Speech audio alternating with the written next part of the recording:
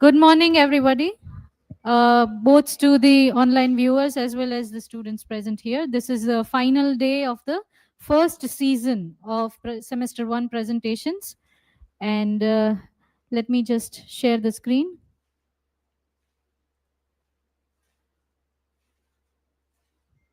The following students will be making their presentations pertaining to the history of English literature from the time of Chaucer and to the Renaissance to Elizabethan and ending up till Victorian age in literature. First, we will have Aditya, who would be presenting on Voices of the Golden Age, Literature, Theatre and Society in Elizabethan England, followed by Bhargavi, who would be presenting on the censor's gaze, politics, authority, and censorship on the Elizabethan and Jacobean stage, followed by Hiral, who would be presenting on Shakespeare Reborn, Maqbool, Omkara, Haider, and the enduring tragedy, followed by KHUSHI, who would be presenting on social satire in the Canterbury Tales, followed by Rudra, who would be presenting on development of poetry in the Renaissance, followed by Sandeep, who would be presenting on the rise of scientific rationalism and its reflection on restoration prose, followed by RIDDHI, who would be presenting on neoclassical era, age of reason, order, and satire, followed by Chetna, who would be presenting on from the coffee houses to the cloud, reimagining public sphere from neoclassical print culture to digital networks, followed by Jaipal, who would be presenting on Swift Kick, 18th century satire for the 21st century mind, followed by Jansi, who would be presenting on Puritanism in practice, philosophy, society, and the human voice, followed by Milan, who would be presenting on the rise of the novel in the 18th century, followed by Nancy, who would be presenting on the rise of periodical essays, Steele and Edison as cultural commentators. Then we'll have Dimple, who would be presenting on the folklore of English Romanticism, followed by Divya, who would be presenting on the influence of French Revolution on romantic poetry. Then we will have Shehzad, who would be presenting on Haunted Conscience, the Gothic voyage from Coleridge to Poe. Then we'll have Dimple, who would be presenting on voices of virtue and vision, faith, morality, and gender in Victorian era women's literature. And then finally, we will have Shivani, who would be presenting on science, doubt, and the crisis of faith in Victorian poetry. Aditya, the stage is yours now.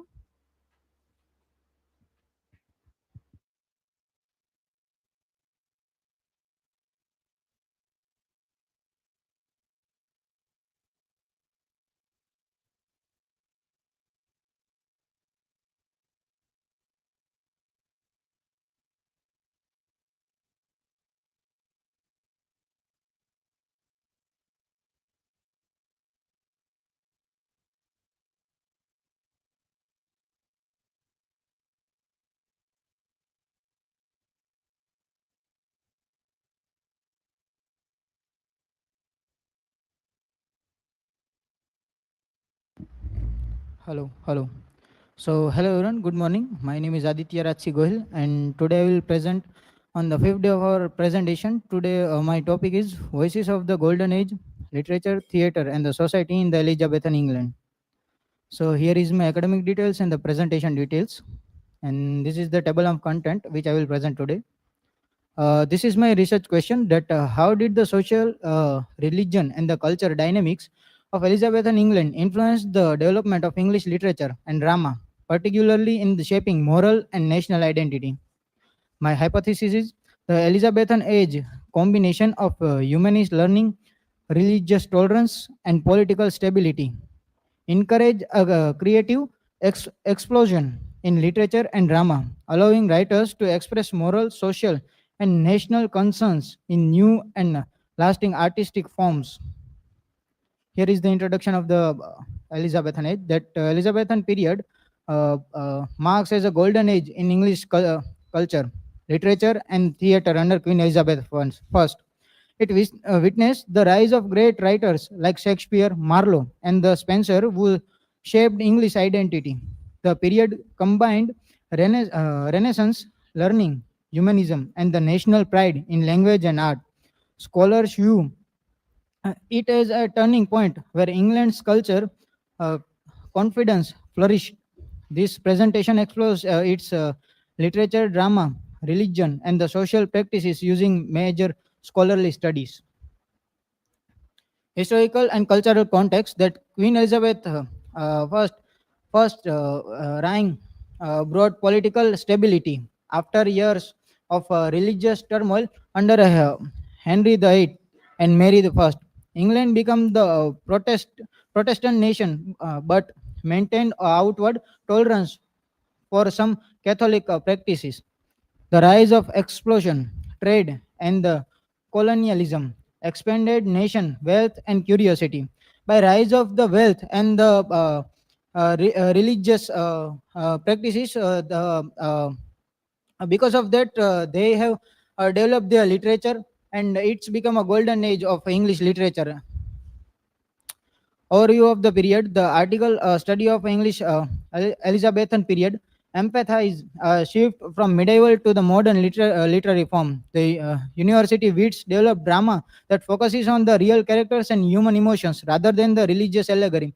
Because in that time they are wealthy, and they are by the money in the financial way, the nation is very stable. That's why, and religiously they are very stable, they are wealthy also. That's why, because of their wealth and their religious stability, they develop their literature very much, and because of that they can focus on their own development of their nation's development, on their artistic development also. Development of English prose. Prose writing developed significantly, offering clarity, simplicity, and the persuasive power in everyday English. Authors experimented with essay, letters, and treatises to discuss social and moral concerns, like their stability in the nation, world nation. That's why they have time to think something new. Like there are so many wars happening in the world. That's why, because of that war, they can't think about new things, and can't create something new. They have to defend themselves. That's why they can't create something new or develop something else. That's why, in that time, the England was very stable. That's why they create something new, and there are so many literary forms come in that time. Elizabethan theatre and stage. The rise of public theatres like the Globe and the Rose changed the nature of entertainment. Acting company gained the royal patronage, making theatre a respected art. Play were performed outdoor in the daylight before a mixed audience of all classes. Because of the stability between the religions, classes, the wealthy person, and the all of the kind of society, because of that, they have time to watch the drama, and they because of the performance of the drama, they came together and they watch it, and because of that, they become the one. Decline of the Elizabethan drama. Towards the end of the century, drama became darker and the more clinical in tone. Playwright like Marston and the Webster moved towards the revenge tragedies, full of corruption and irony. The idealism of early Elizabethan theatre gave way to moral ambiguity. In the starting of Elizabethan age, it is a golden period. There the drama is full of morality and all of that thing, but in the end of that age, the drama become the very dark, and it's become a kind of corruption and revenge tragedies. Classical influences. The Elizabethan writers borrowed ideas and structures from classical Roman poets such as Virgil and Ovid. They adapt epic and pastoral forms to explore English identity and virtue. Classical myth offered model for moral and political reflection. Imitation was replaced by creative transformation of classical material. The result was fusion of ancient ideals and English realism. Religion and the Elizabethan Church. The Elizabethan religious settlement created a moderate Protestant Church of England. It balanced traditional ceremony with the Reformed doctrine to maintain unity. It means there is a settlement between the all religions and the persons of the classes who don't believe in the religion also. And because of their stability, they have formed a kind of society that they are so calm that they can think on their own development, or to create something else, create something new, and go beyond their boundaries. Morality and the drama. Elizabethan play and evolved evolved from medieval morality plays that uses allegorical figures like virtue and vice. Dramatists replaced symbolic characters with psychologically complex individuals. Gambling and the gentleman. Gambling was fashionable but controversial pastime among the Elizabethan gentlemen. It was linked to the idea of honor, courage, and the masculine reputation. Here is my conclusion that the Elizabethan age is mix of humanist learning, religious tolerance, and the political stability. Create the perfect environment for literary growth. Writers like Shakespeare and Spencer reflect moral, social, and national idea through powerful art. This creative energy transform English literature and drama, proving that harmony in culture and politics can inspire lasting artistic achievements. Here is my references. Thank you. Is there any question?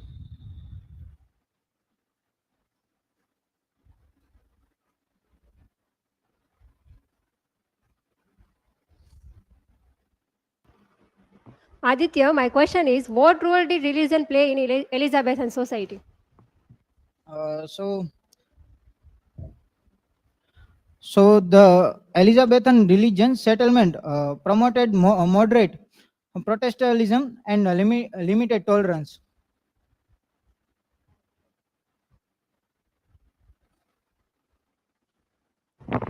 So, Aditya, how did Queen Elizabeth I influence English culture? Her stable rule encouraged creativity, learning, and flourishing of the art. Because of the stability between the religion, wealth, and the become the people, that's why the art flourished very much, and the drama become popular, and the all artistic form developed their own self. Thank you.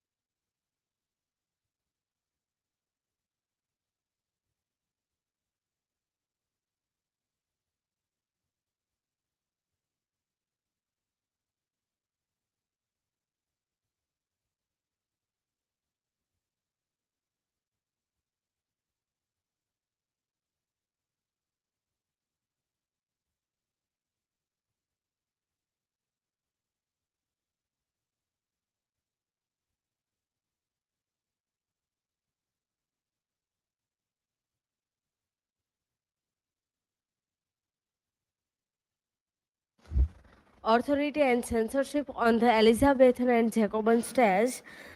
In this presentation, I will explore how censorship worked in English thread during the reigns Queen Elizabeth I and King James I. The title censor gauge symbolized the constant control the state had over playwrights and performance. Today I will present in topic specially focus on Shakespeare's play Richard II and will directly connect the theatres with political authority. This slide show my academic information. This here is of table of content. And then my research question is, how did Elizabeth and Jacobean censorship shape dramatic representation, and the what way does Shakespeare Richard II expose the dynamics of power, authority, and politics anxiety? And hypothesis is test censorship function not simply as representation but deliberate negotiations between the state and threats, managing how authority could question in represent illustrating what Robert Wayman terms an issue of authority and the scholarly landscape, the four voices. Janet Clare, she focused on how censorship, working in regular system and controlling play, prevents rebellions. And then Cedia Susan Clegg represent focusing more historical nuisance, and she empathized of historical context and showing that censorship happened depending on situations. And then Janet Clare showed the focus on more she studied in Richard to use the deposition scan to show how censorship opened it specific scene. Robert Wayman represent the issue of authority stage as the site of power negotiations. And then Janet Clare argued that Elizabethan censorship functioned as administrative safeguard designed to control the political influence and of the stage during the period of social and political volatility and threats, much like a print was regulated area and public discourse. The Master of Revels held authority review landscape play, particularly of contact and considering state religions. The present of depositions of murder of monarchs and satirical portrayals, courtiers and rebellious controversy.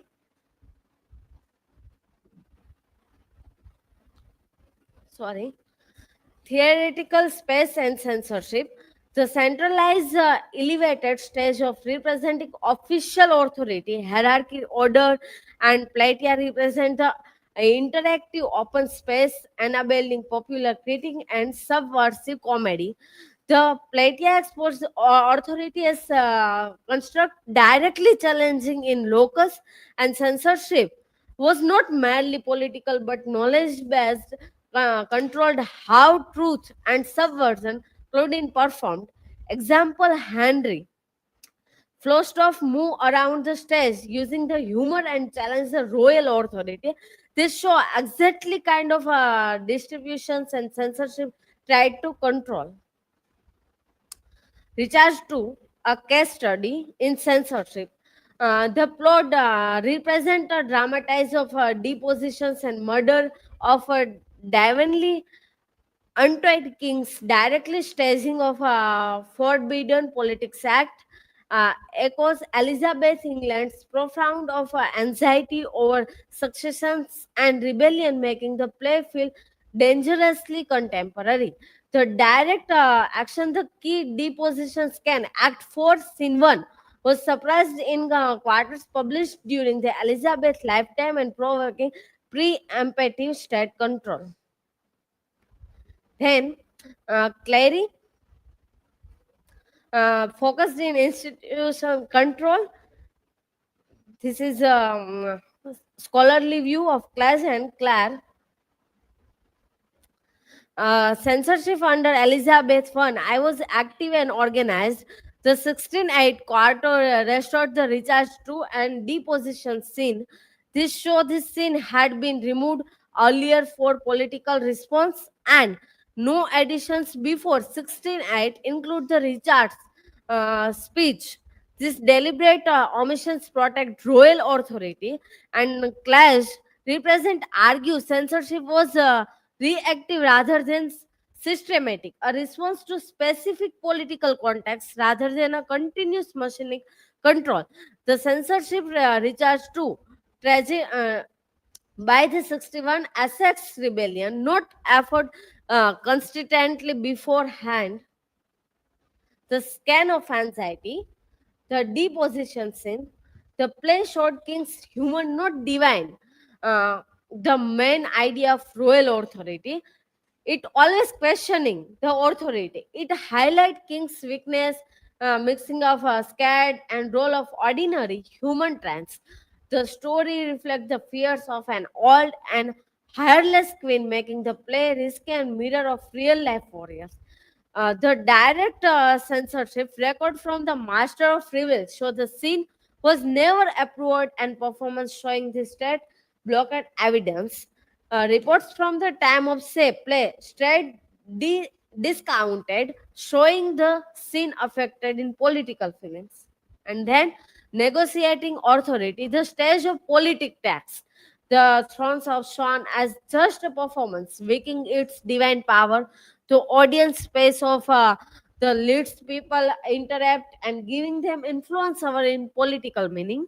Active roles, the stage did not just show politics and happen, create the political ideas, question official story. The main censorship goal was the state wanted the control how audience the understood the play and keep its own version of power. Then from Elizabeth to James, Elizabeth focus in protecting of monarch, and Jacobean regulating of monarchy. The paradox of censor gaze.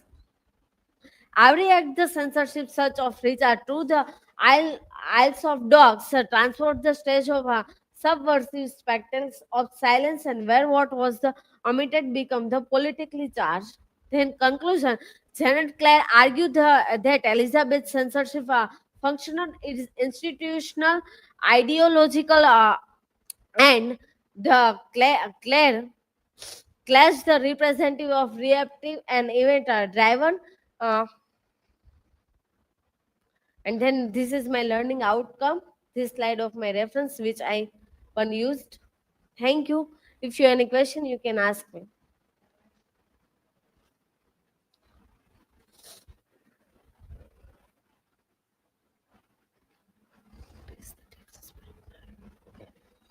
My question is, what is the difference between Clare's and Clade's view? Okay, Claire thought censorship always strict, and Claire's thought censorship is only happen in certain in situations. Anyone?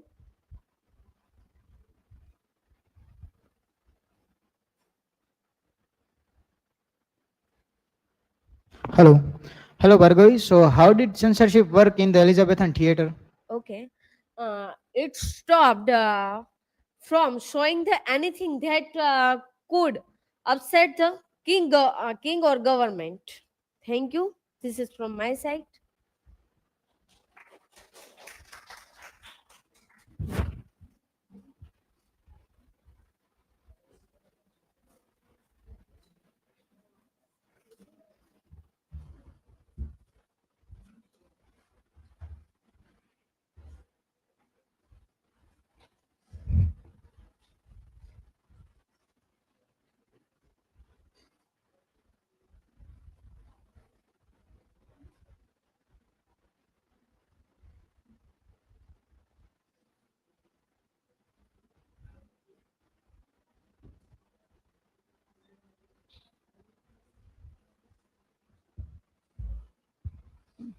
Hello.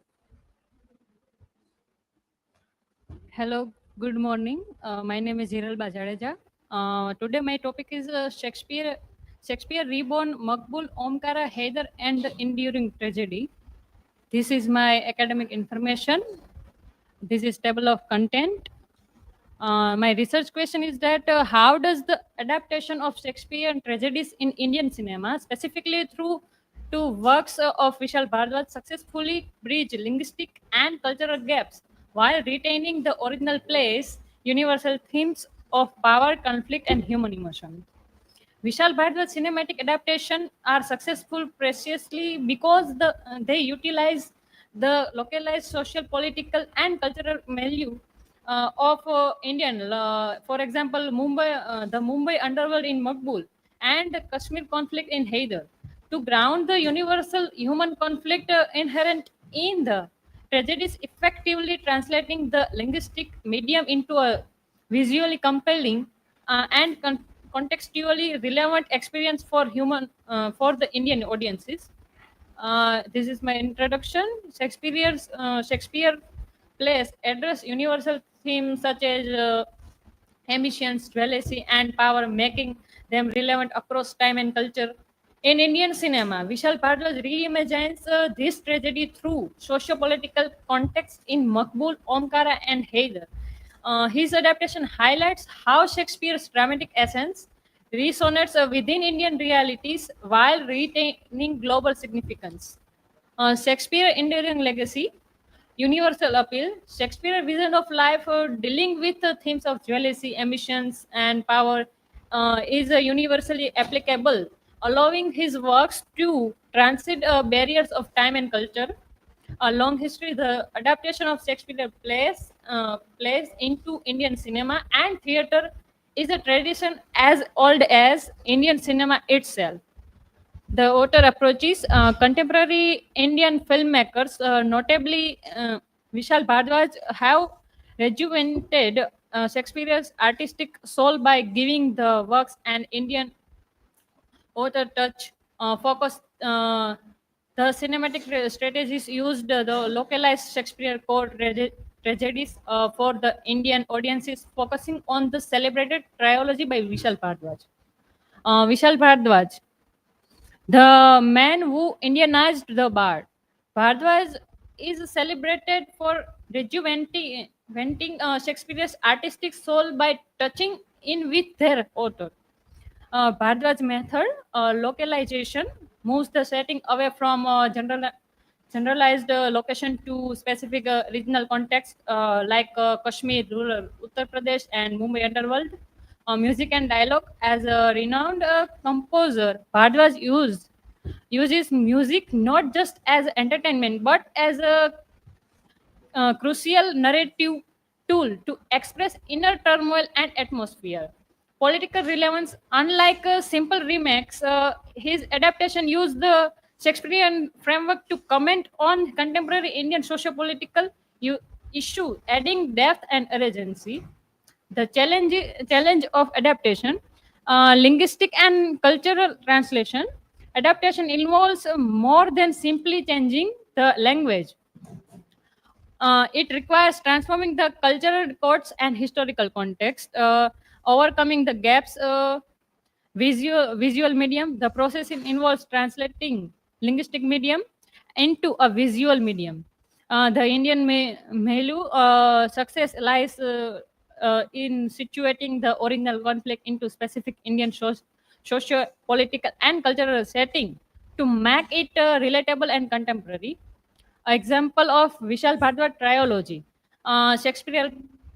Shakespearean play Macbeth, Othello, and Hamlet, and Indian film adaptation Maqbool, Omkara, and Haider. Setting Maqbool set Mumbai underworld, Omkara rural Uttar Pradesh, and Haider insurgency hit Kashmir. Central themes retain Maqbool theme ambition, betrayal, guilt, and Omkara's theme jealousy, race, and manipulation, and Haider themes revenge, madness, and political instability. Maqbool and ambition, corruption. Original play Macbeth. Key adaptation: witches as a professed. The three witches are adapted in two corrupt policemen, Purohit and Pandit. Lady Macbeth adapt as Nimi, retains her powerful ambitions, driving Maqbool to murder the underworld boss Abaji. Atmosphere: the visual medium effectively captures to pursue pervasive atmosphere to deceit and moral decay within the confines of the Mumbai mafia. Soliloquy to monologue. The classic soliloquies are transformed into inner turmoil expressed through powerful dramatic monologues and cinematic sequences. Omkara, Serpent of Jealousy, original play or Othello. Caste and social hierarchy. The conflict in contextualized not around race but around caste and social power dynamics in rural North India. Lagos Langda Tyagi. Lagos Veleni is translated through Langda Tyagi, whose motivation is rooted up in professional resentment and bitter revenge after being overlooked for promotions. Desdemona, Dolly portrayed as a symbol of purity and rebellion, and dialect and authenticity. The use of the local Avdi dialect rounds the narrative, lending authenticity to the raw, violent setting. Haider, a political revenge drama. Original play Hamlet. Key adaptation: The Ghost.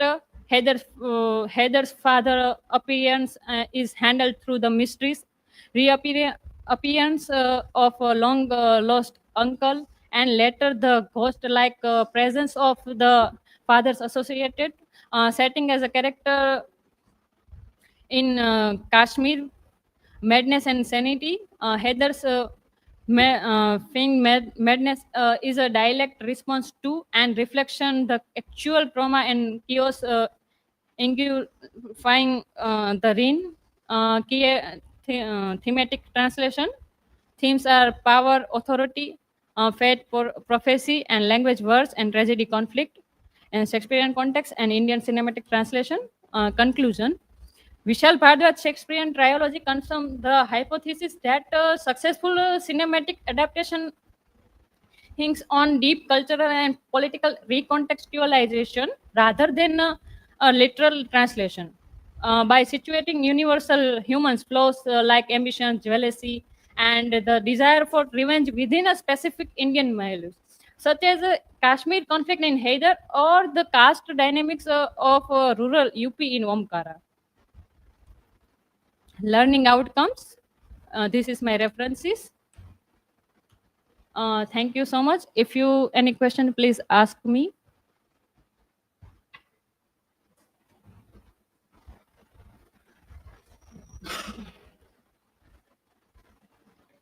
So, Hiralba, what major changes does the film Omkar makes to the central racial conflict of Shakespeare's Othello to localize the theme of the Indian audience? Um,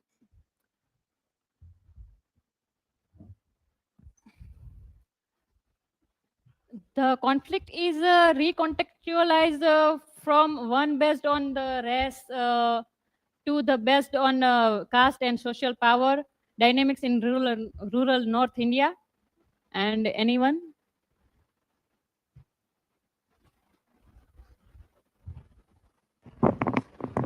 So, Hiralba, my question is, besides you using localized setting, what specific narrative elements does Vishal Bhardwaj use to add depth and urgency to his adaptations?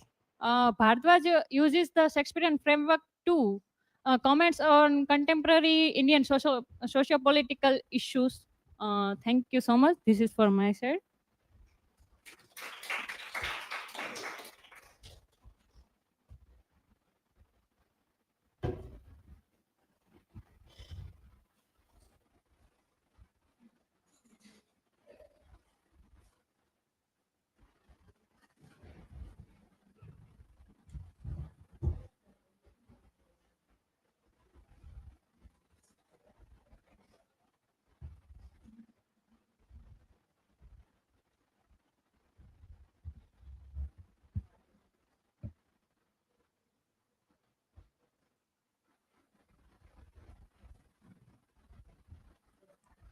Good morning, everyone. I'm KHUSHI Parmar. Today my topic is social satire in the Canterbury Tales.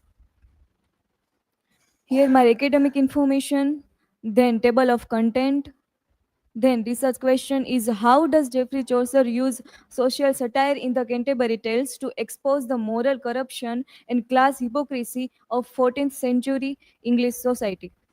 Then hypothesis is Chaucer employs humor, irony, and characters contracts in the Canterbury Tales to criticize the moral failings of every social class, clergy, nobility, and commoners. His gentle satire not only mocks corruption but also encourages these readers to reflect on virtue and human weakness. This is introduction. Social satire means using humor, irony, and exaggeration to expose society's flaw. Chaucer uses satire to reveal corruption, pride, and hypocrisy among all social groups. His tone is playful but critical. He mocks people's behavior, not just the system. The Canterbury Tales acts like a mirror of 14th century English society. So, satire helps Chaucer question moral and social order. Then, Chaucer's social world. Chaucer lived during a time shifting of classes, the rise of merchants, and the decline of feudalism. Society was divided into three estates clergy, nobility, and commoners. The general prologue introduces the members of all these groups. Then, Chaucer's first-hand experience in government helped him understand all social ranks. His satire grows from a real social experience. Then, estate satire in the general prologue.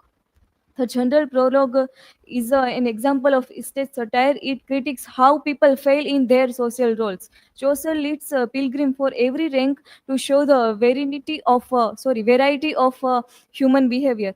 The knight is idealized, but other, like the monk or the friar, break the expectations.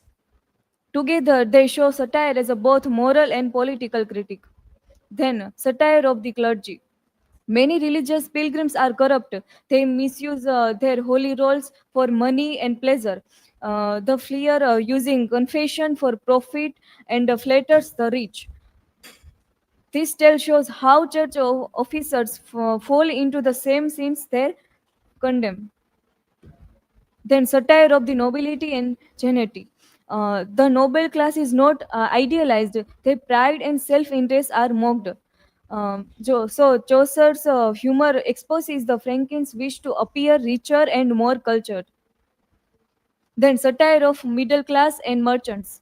Social merchants are professionals, reveal the growing materialism and urban life. The merchant hides the debt but brags about his wealth.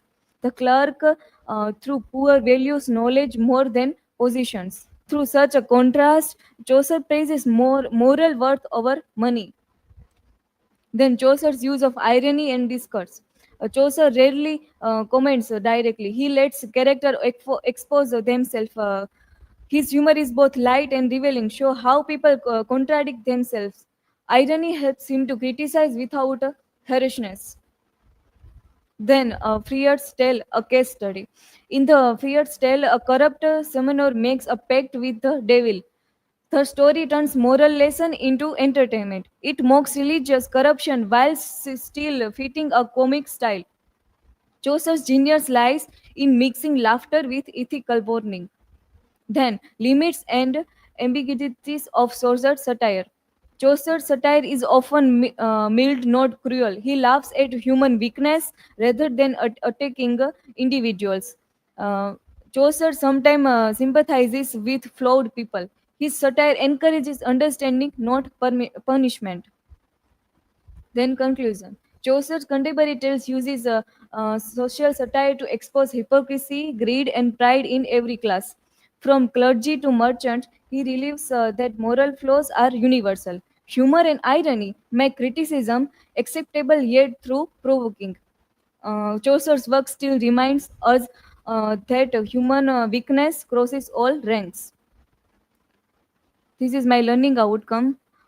I will understand how Chaucer's use of social satire relates to the ethical flaws, social tension of medieval England, and recognize that Chaucer's humor serves as a tool of moral reflection, showing that corruption and ambition exist in all social ranks, and also be able to explain how irony and characterization make Chaucer's critique both entertaining and insightful. These are my resources. Then, thank you. Any question? You ask me.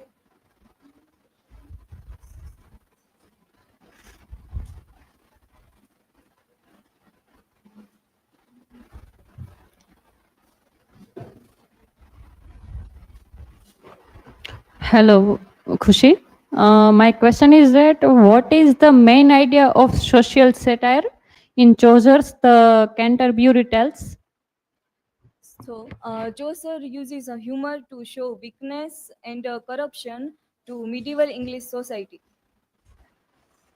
Other?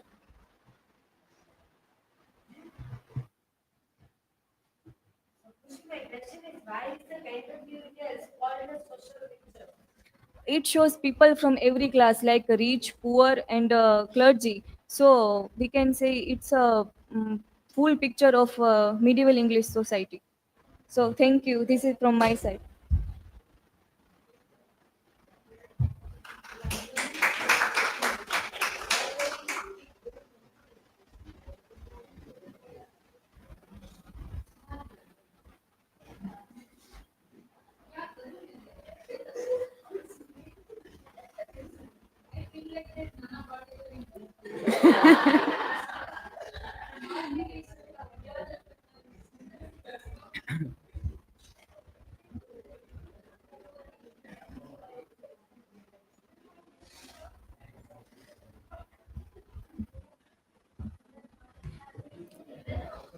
Good morning, everyone. I'm Rudra UPADHYAY.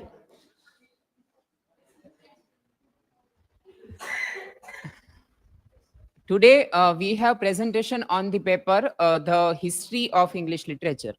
So, in this paper, I have choose the topic, the development of poetry in the Renaissance. So let's begin. Here are my personal and academic information. These are the point which I'm going to discuss today in this presentation. Now, the Renaissance. In England, during the 16th century, it was marked a new birth of letters and a flourishing of literary expression. Especially poetry emerged as a chief form of literature during the period of Renaissance in England and embodying the spirit of the age. Renaissance poetry reflects the ideals of humanism. Now, what is the humanism? So, in medieval era, there was a human being were treated as an animal, and they had no any kind of respect. So, by the birth of Renaissance, human being gave a dignity of being of human, and they became the center of dignity. So, it was developed during the Renaissance, and the influence of classical learning and the development of new poetic forms, all of which contributed to the richness and vitality of English literature in the era of Renaissance. So let's begin with our early poets in English Renaissance. Those were the Sir Thomas Yat and Henry Howard. So Sir Thomas Yat was an English diplomat in the court of Henry VIII. He introduces the sonnet into English from the tradition of Petrarch. So the part of sonnet which were written in 14 lines and divided into two parts, octave and sextet, it was there in Italian literature. But from Italians, Sir Yat was developed it in English language. His verse is rough and experimental because he was obviously a early writer of sonnet. Then we have Henry Howard, Earl of Surrey. He refined the sonnet form and gave it the Shakespearean structure, like the three quatrain and the last two lines are the couplet.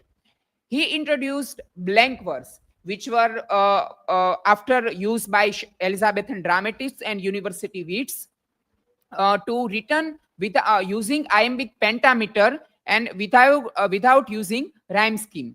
So together, Sir Yat and Surrey are called the pioneers of Renaissance poetry in England. Now, my favorite poet, Spenser. Edmund Spenser and his contribution. He was called poet's poet by Charles Lamb. Some of his works are The Fairy Queen, which is basically an epic, but it was not completed. Spenser decided to wrote in 24 books, but in epic manner. But he only completed 6 books of The Fairy Queen. Then his other works are Prothalamion, which is based on a pre-wedding song, and the main characters are the Elizabeth and Catherine Somerset, which two brides are going to marry. Then the Epithalamion, it is a sequence of the Amority. Now the Amority is a sonnet work written in 89 sonnet by describing the relationship of Edmund Spenser himself and his lover Elizabeth Boyle. And the Epithalamion is a sequence and the wedding song of the ending relationship of Spenser and his beloved. Then the Mother Hubbard's Tale. It is also a very rural story which is based on an ape and fox are the disguised in the form of beggar and exploit a farmer. Then also one of his major work are the Shepherd's Calendar, which I have forgot to mention here. It is also based on Virgil's Eclogues. Then Spenserian stanzas, he introduces himself and also adopted a different rhyme scheme from the sonnet writers like A, AB, AB, BC, BCC. Then Spenser's poetry blends medieval romances with Renaissance spirit, and also he described the lofty idealism in his work. Now the other Elizabethan sonneteers. Sir Philip Sidney was also an English courtman. He wrote one of the famous sonnet sequence of 103 sonnets. The name is the sonnet collection is Astrophel and Stella, which is basically means a star lover. It was the first greatest English sonnet sequence, which explores the themes of love, passion, and personal feeling. Then our William Shakespeare, he wrote 154 sonnets. In this collection, the sonnet number 1 to 126 are described, dedicated to a young aristocratic boy. So it's called the Fairy Youth Sonnet. Then sonnet 127 to 152 are described as a dark lady sonnet. And last two sonnets are called as Greek sonnets. Shakespeare's sonnet are describe the themes of love, beauty, time, and mutability.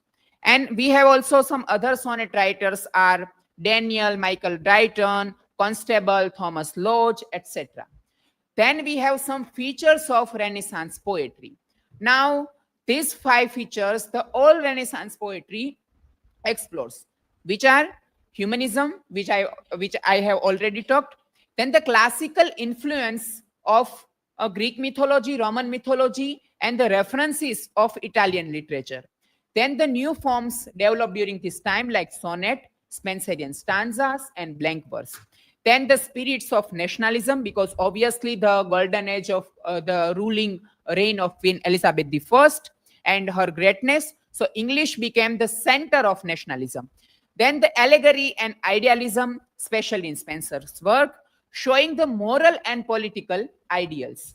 Now, let's conclude this presentation by saying this, that the Renaissance transferred English poetry, evaluating its form from the rough medieval forms to a more refined and artistic expression. Sir Yatt and Henry Howard are the two pioneers of the sonnets in English. Then the poetry of this period beautifully reflects the spirit of the Renaissance, marked by a deep love of beauty and learning, imagination, and the celebration of human dignity.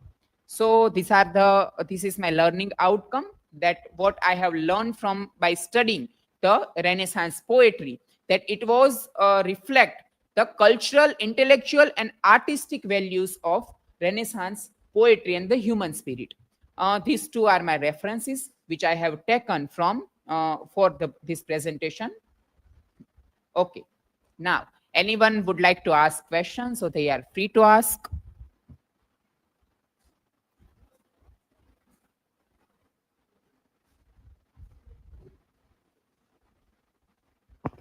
My question is that would you like to say something the work songs and sonnets by Sir Thomas White? Yes, of course. Thank you for the question. Songs and Sonnets. It is a work by Sir Thomas Yatt and Henry Howard together, which are published in Richard Total's publication. So that's why it called Total's Miscellany. Also, it was published in 1557 and mentioned the 271 poems in this collection. Now, any other question?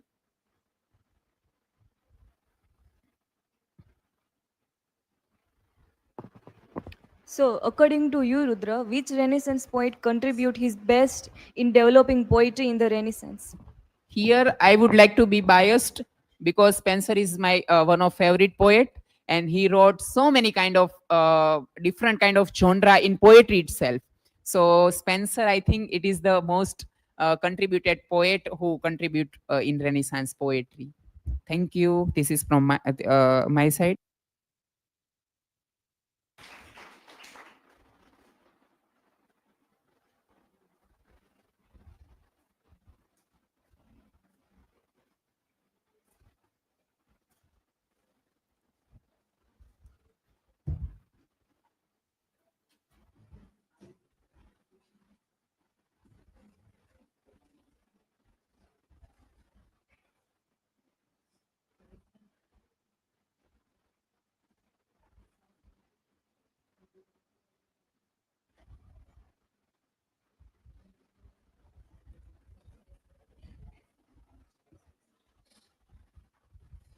Hello everyone, my name is Sandeep Jetha, and today I am going to discuss the rise of scientific rationalism and its reflection in restoration prose. So this is my academic and presentation details, and this is the roadmap through which I go. And this is the basic introduction.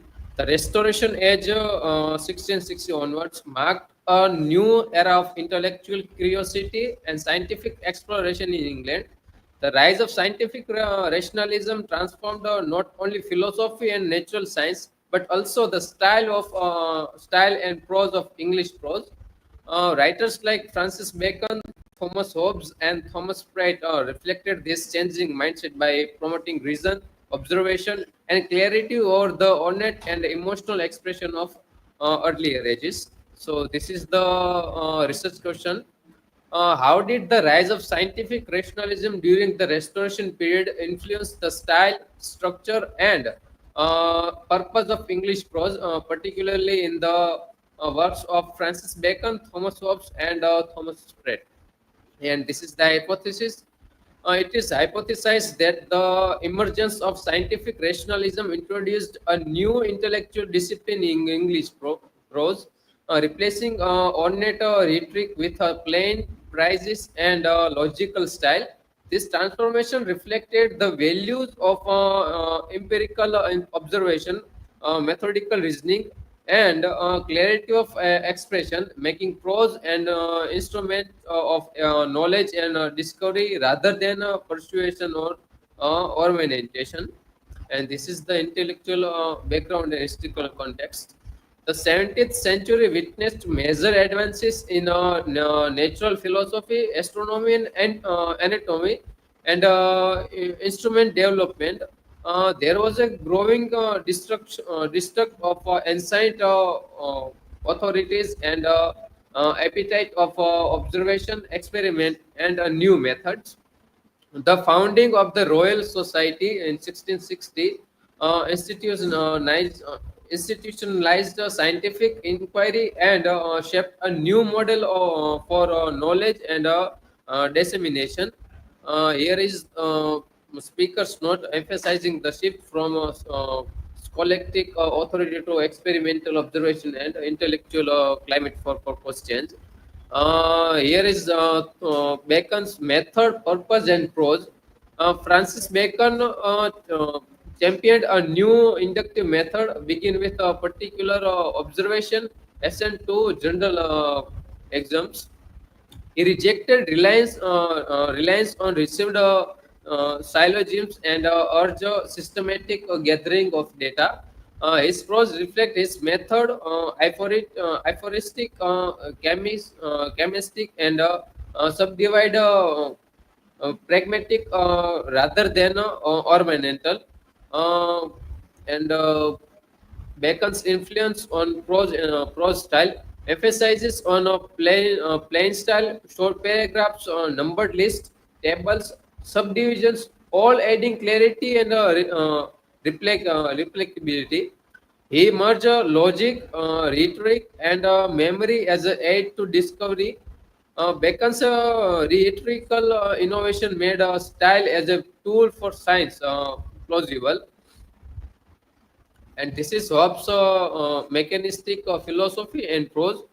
Thomas Hobbes applied mechanistic principle to human nature and politics. He sought a scientific model for social and political order using definitions, deduction, and classifications. His prose style is marked by rigorous arguments, formal structure, and relatively impersonal tones. And here's the features of scientific prose. Use of definitions, divisions, deductions, and examples, often analytical to experiment. Tone of authority, impersonality, and attempted neutrality. Reliance on mechanistic metaphors, body as a machine, motion, or conditions to model a social or political phenomena. And this is the Thomas Pratt's institutionalizing scientific prose.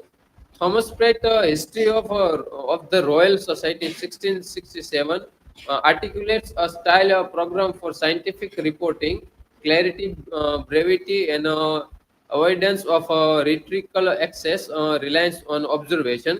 He acts as a style theorist, recommending that fellows suppress rhetorical ornament to focus on facts. Here is the quote: "The business of natural knowledge is to observe, and that observation to be set down plainly."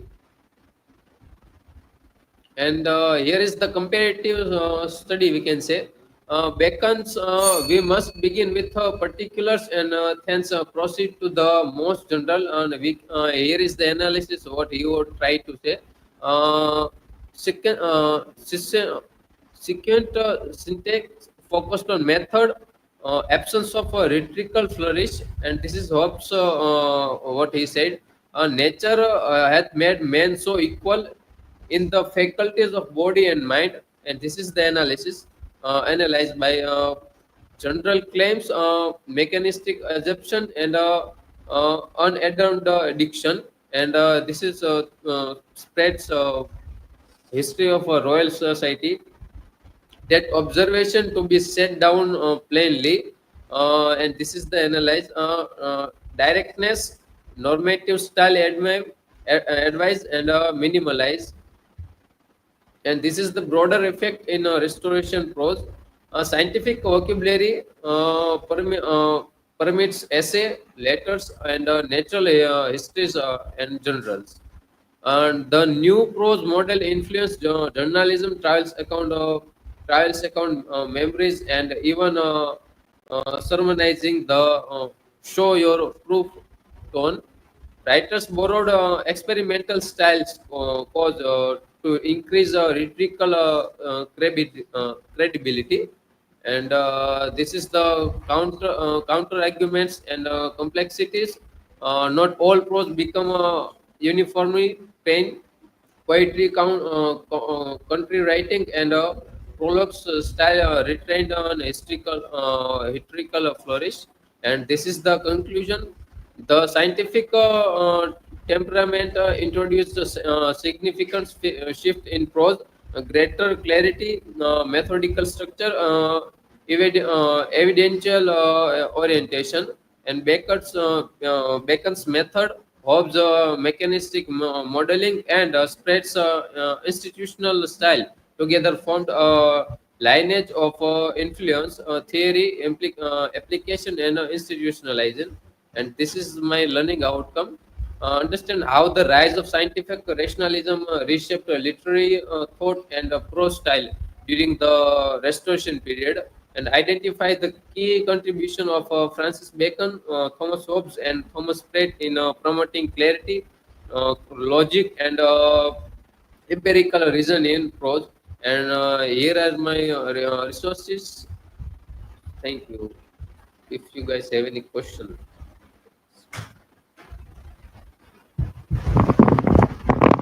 Yeah, Sandeep, well explained the topic. So my question regarding this topic is, which writer reflected scientific rationalism in this restoration prose? Okay, thank you, Rudra.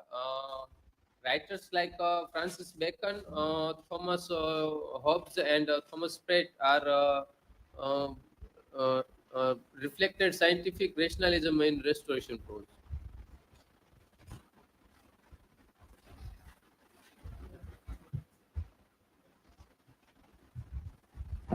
So my question is, how did scientific rationalism influence restoration prose? Yeah, thank you, Kushi. Uh, by it encourage clarity, logic, and factual expression, replacing emotional and ornate styles with objective reason based on their communication. So this is. Thank you.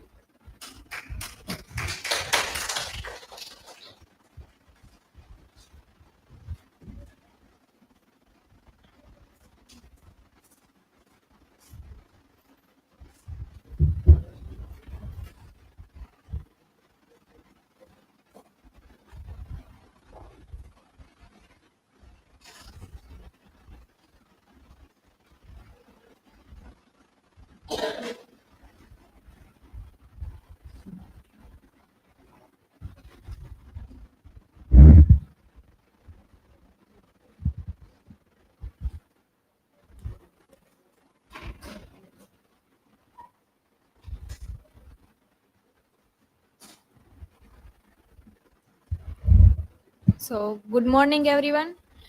Today, I will presentation on the neoclassical era, an age of reason, order, and satire.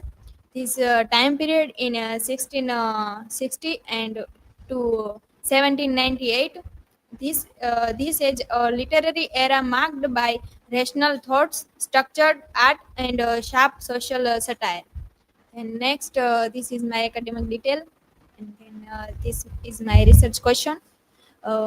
My research question is, how did neoclassical writers use reason and order to structure their works and convey moral lesson? And hypothesis, the neoclassical age in English literature represents a deliberate return to classical ideals where reason, order, and satire were employed not only as artistic principles but also as tools to critique society, promote moral values, and reflects the intellectual spirit of the Enlightenment. And next, this is introduction to the neoclassical age. The neoclassical age revived the Greek and Roman ideals of arts, literature, and philosophy. Literature focused on reason, balance, order, and morality rather than emotion. Writers aim to educate and refine society through wit and satire. The era reflects the intellectual spirit of the Enlightenment. This is the age of Celt, the Enlightened 18th century, and Neoclassicism. Then next, reason, order, and structure of this age. Reason. Writers emphasize logic, clarity, and rationality over emotion. Literature sought to teach moral lesson and improve society. Dryden's an essay of dramatic poesy uses a reasoned debate to define dramatic art. And Jonathan Swift's a modest proposal uses logical argument to expose irrational social policies. And order and structure. Neoclassical literature followed the strict rules inspired by classical writers. Poetry used heroic couplets, and prose followed clear, organized forms.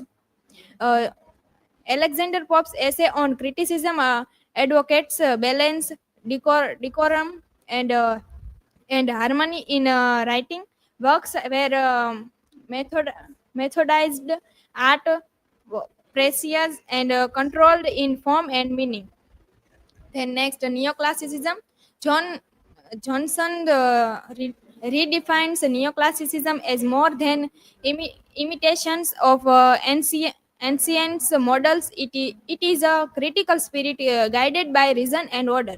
He argues that neoclassical writers balance imagination with intellect, shaping moral and artistic standard. The article connect satire to moral purpose, showing how writers like Dryden, Pope, and Jonathan Swift disciplined wit through structured form. Then next is satire as a central tool. Satire exposed in this age political corruption, social hypocrisy, and human follies. And writers used wit and irony to provoke thought and reform behavior. Jonathan Swift's modest proposal mocks indifference to poverty, and Alexander Pope's The Rape of the Lock ridiculous aristocratic vanity. And next is political satire and John Dryden. John Dryden used biblical allegory to critique political events. Absalom and Achitophel satirize the exclusion crisis and royal succession debates. He combined the reasoned argument with a poetic order to deliver powerful satire. and he shows how literature could engage directly with political reality. Then next, moral purpose and social critique. Satire was not just for laughter. It had a moral and corrective aim. A writer believed literature should teach, reform, and enlighten. Addition and steals. The spectator essays sought to improve manners and morals. Literature become a tool of reason and social commentary. And next, a balance between arts and purpose. Neoclassical writer believed form and context must work together. Poetry and prose balanced aesthetic beauty with moral instruction. Satire combined enter- entertainment with enlightenment. This blend made neoclassical literature intellectually rich and social relevant. In conclusion, neoclassical writers consistently used reason, order, and restraint as formal and moral tools. Literature was not for emotion alone, but for instructing society it in good sense, decorum, and ethical behavior. They believed in universal classical models that would elevate public taste and reinforce moral values. And this is my learning outcomes and reference. And thank you. Any question?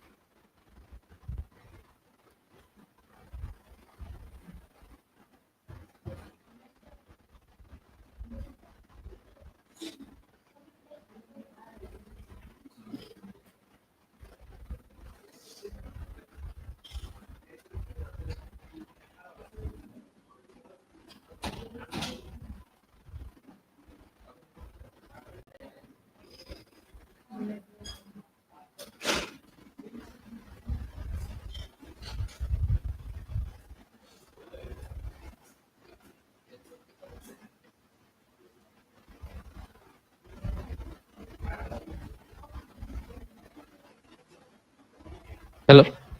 So, Riddhi, my question is, how did satire function in neoclassical literature?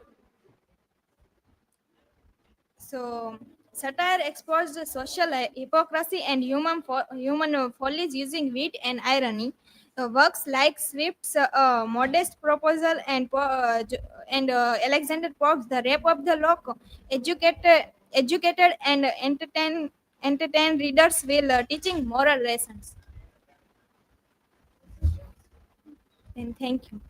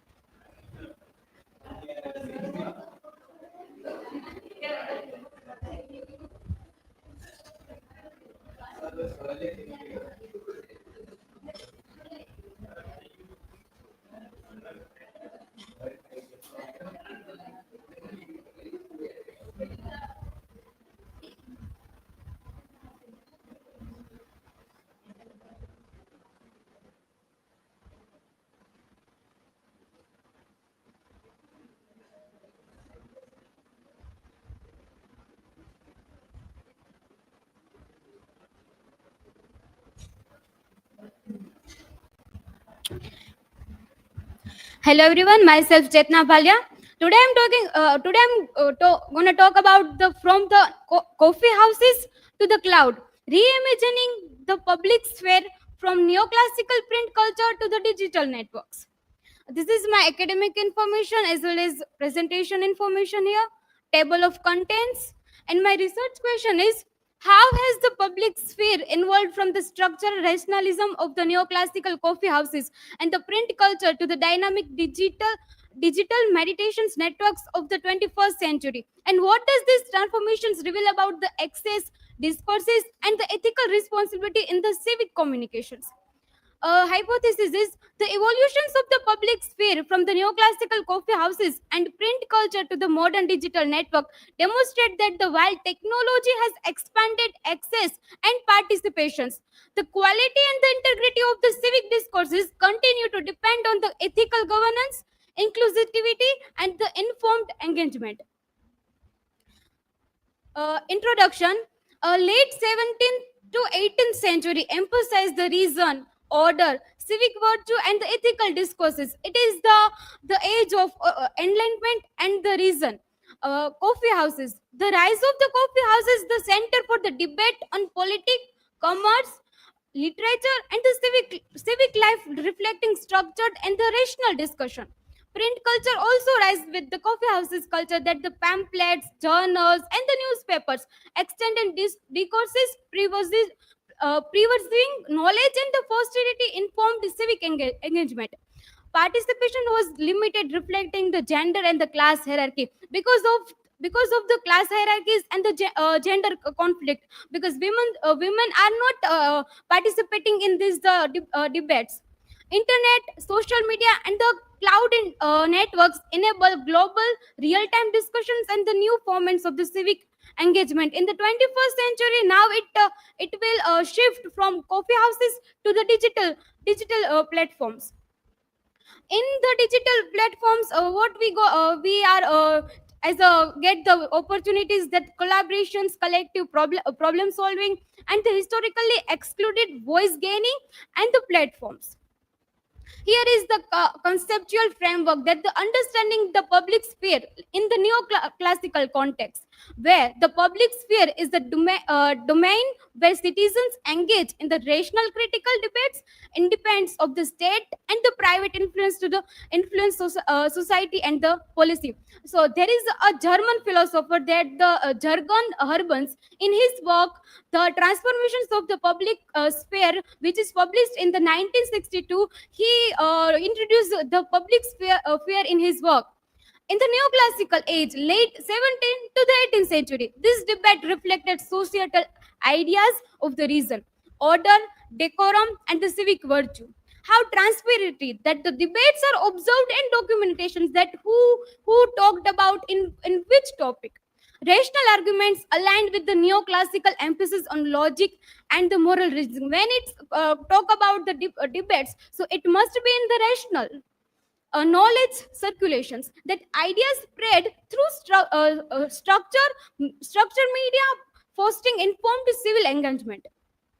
Coffee house is the birth of the public sphere in the neoclassical age. Emergencies and the role. Now, in the 17th century, England shows the coffee houses emerge as the hubs of rational discussion. Rational discussion is a very significant have a role in the neoclassical age as the coffee houses culture that the commerce, literature, and the civic debates are happened. Politics and engagement also have some significance that the coffee houses politicians, because most of the topics which is debated it all related to the politics and politics concern. Fostered early civic awareness, public opinion formations, and the participatory culture aligned with the Enlightenment rationalism. But there are some also limitations that participation is mainly by the women, and the lower class individuals and marginalized groups are largely excluded. The coffee houses served as a space where news and ideas were exchanged as freely as the coffee itself. The print culture, expanding the neoclassical discourses, that the rise of print media, newspaper and pamphlets are raised there and also well developed in the era of enlightenment. Political and the culture roles are here there. Documentations and the preservers, publishers, gatekeeping determined which voice were heard.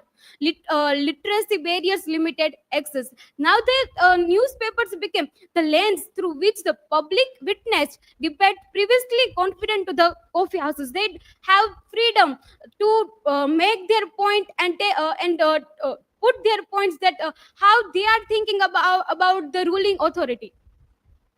Social dynamics and the limitations, that hierarchies within the public spheres, while merchants, artisans, and the laborers were present.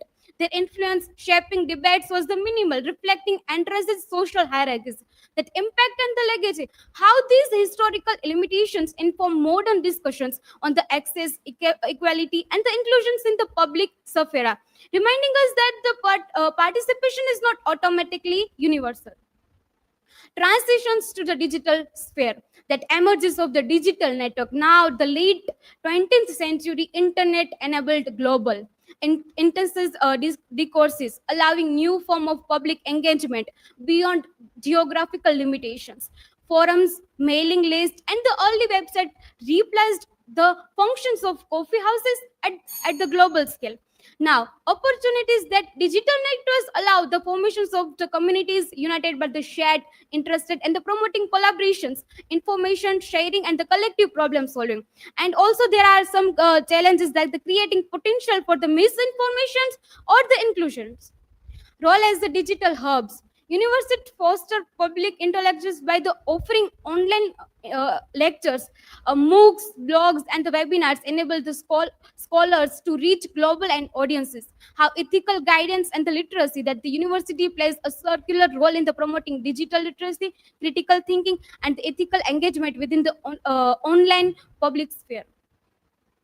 Social media as a modern public sphere where challenges are there, governance and the ethics are also that the maintaining the healthy digital public sphere requires the moderations, transparency, fact-based checking, and the education on the responsible participations. Globalizations and the ethical challenges that the global reach, it become digital networks connect to the citizens to across nations. They are updating each and everything in the every nations. There are some also the cultural difference and the language barriers also have some challenges they are facing right now. The ethical responsibility that sustain the integrity digital public sphere requires a shared norms, continuity, and the transformations that the core function persist across eras. The public sphere maintain the glow of debates, knowledge disseminations, and civic engagement.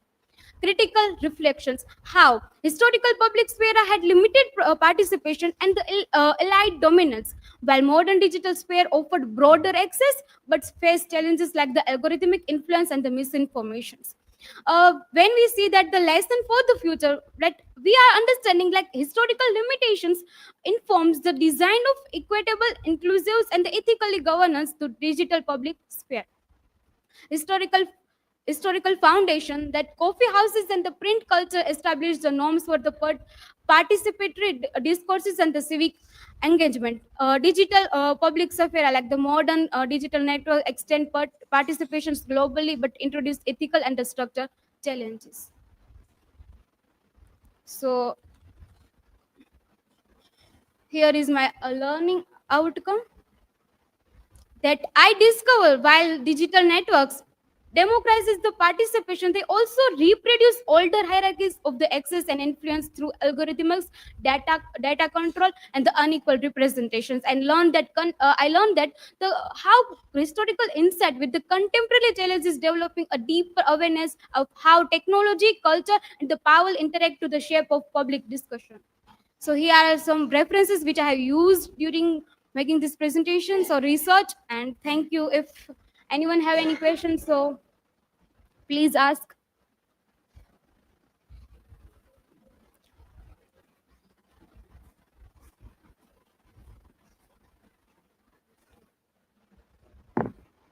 Hello. Chetna, my question is, can neoclassical public sphere be seen as the foundation of modern democracy?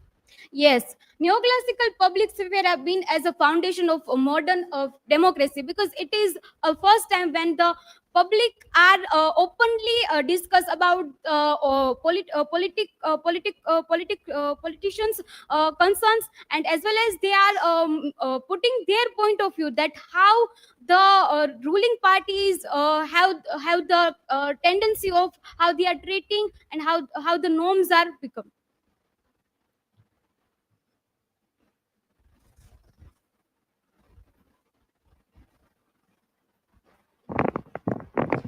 So, Chetna, my question is, why is the public sphere important in a democratic society? Public sphere in sphere important in democracy, that people are free and have their freedom to put the politicians as well as the public concern, that some topics are not discussed openly, but in this time, through the digital platforms, there are some people who are discussing openly that how the politicians and the other aspects also represent some ethical questions are there. And also there are some paid platforms are there, uh, they are also biased about the politicians and the governance. So thank you so much, this is from my side.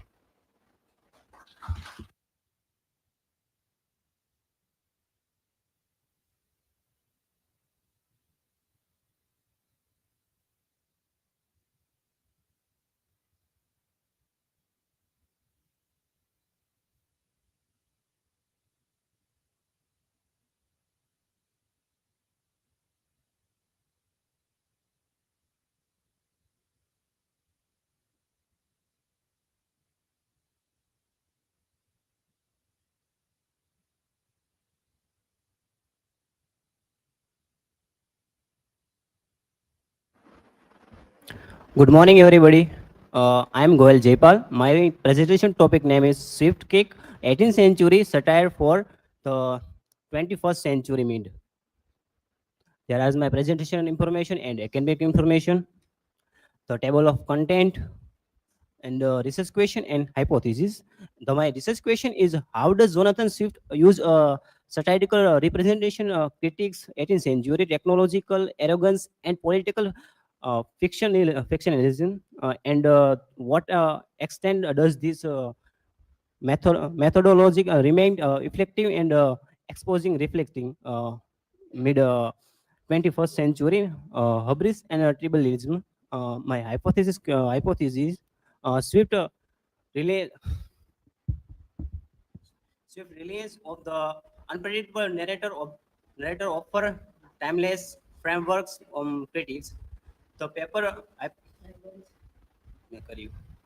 hypothesis that by exposing 18th century arrogance in new science and the superficial of religious schemes, Swift work demonstrated that 21st century technological over-promising and political tribalism and merely new manufacturing of the edge of old human vanity and psychological limitation.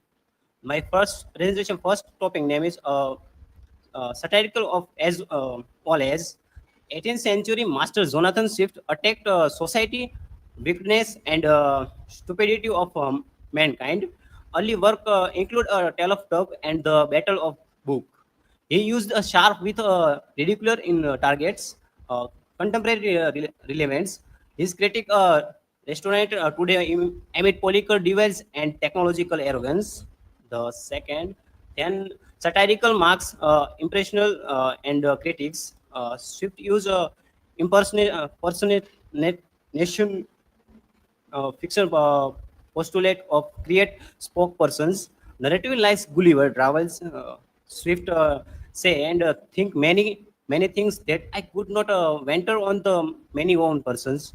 This established the rules of the games for satirical interpretation. The challenge.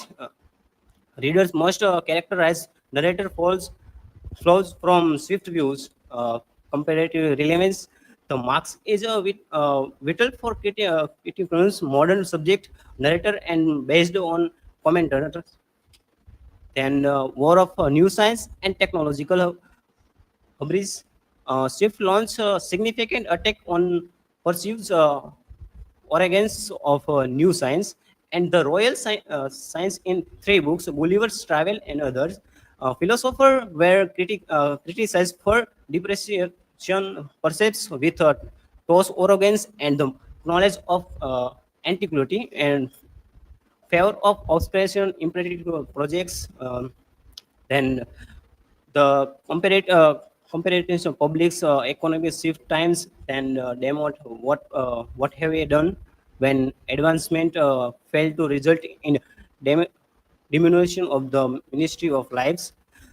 This mirror modern skepticism towards technological over promising such as a lofty intellectual expectation of cryptocurrency of metaverse, a philosophical course satire on knowledge and possibility. Then Swift criticized of science and Gulliver travels engaged with deep philosophical debate on this era.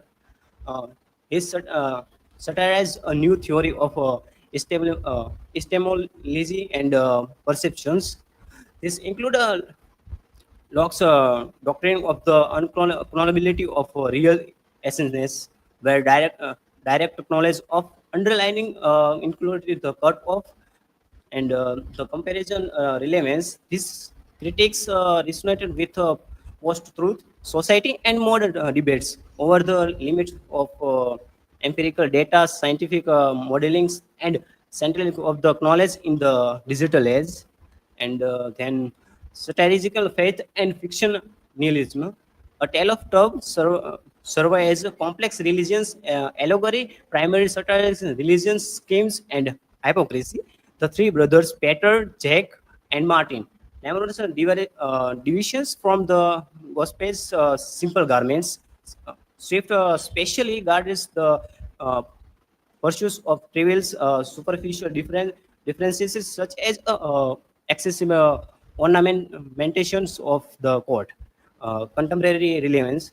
This is the perfect parallel from modern political tribalism, where focusing on the stylish ornaments mentions and performance outrage after Oscar the simple good of for political goals, and avoiding despair limits of misanthropy. Some interpretations reads Swift's satire, particularly the end of Gulliver's Travels, as an enterprising misanthropes, suggesting the all are equally loathsome brutes. However, this reading is collected by their accent of a distant figure like Don Pedro. Don Pedro descended providing a way out from the crushing include the total misanthropy. Swift personal affection of certain friends also suggests he did not see all the humanity as brutes, and then contemporary relevance.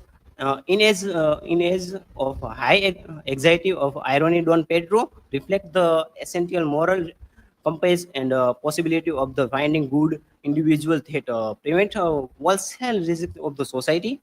Then conclusion, enduring legacy. Jonathan Swift Gulliver Travels may seem like a children tale, but it actually is sharp critics of human folly. Swift challenged the 18th century ideas of duty to colonize, exposing the hypocrisy and occupation of the utilization. His the satire remains relevant today, highlighting ongoing issues of resources overthrows and new colonialism. The power of the works lies in its ability to make us recognize and loud at our own flavors. There are my learning outs and there are references. So thank you. If you have a question, you can ask me.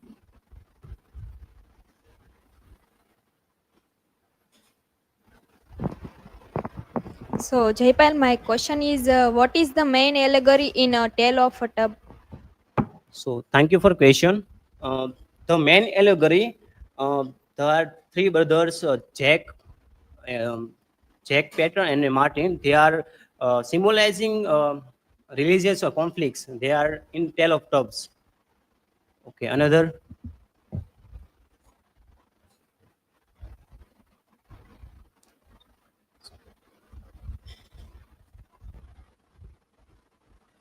So, Jaypal, my question is, what makes Jonathan Swift a satirist for all ages? Thank you for question.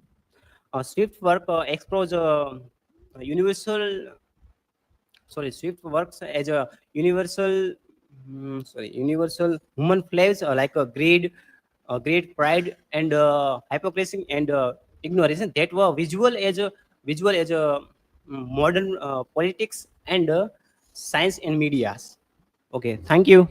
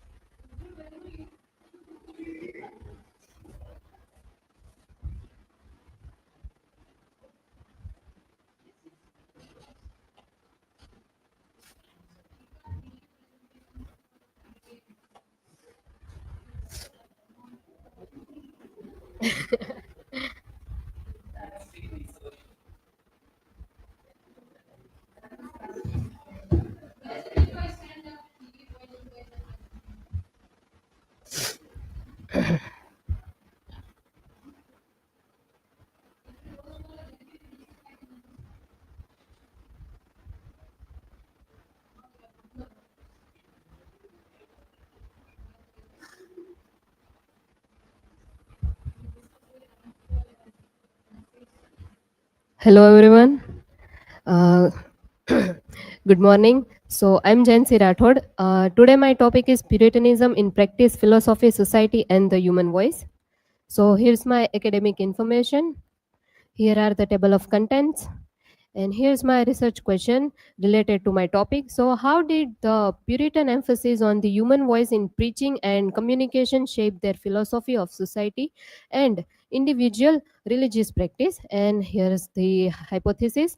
The Puritan focus on the human voice as a spiritual and social tool fundamentally influenced their philosophy by intertwining religious conviction with societal governance, promoting a disciplined community where personal piety and public morality were enforced through spoken and written expression. So here's the introduction. Puritanism began in England during the late 16th century as a reform movement within the Church of England.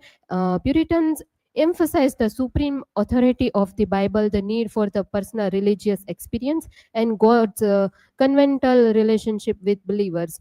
The movement's influence extended not only religiously but politically and culturally, deeply impacting English and early American societies.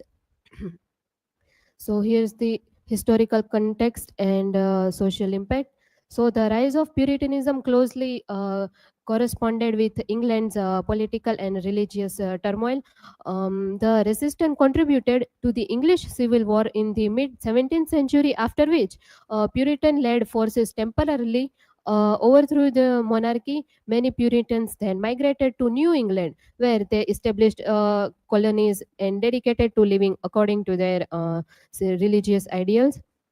So here's the Puritan theology and the covenant. At the heart of Puritan belief was a Calvinist theology, especially the doctrine of predestination and covenant theology. Puritans really believed salvation was unmerited and predetermined by God, who had elected certain individuals to receive grace. And the covenant of works was broken by original sin, making the covenant of grace through Christ's sacrifice the only means of redemption. The covenant concept also extended to social and political life, enforces collective and moral discipline. So Puritan society, discipline and daily life.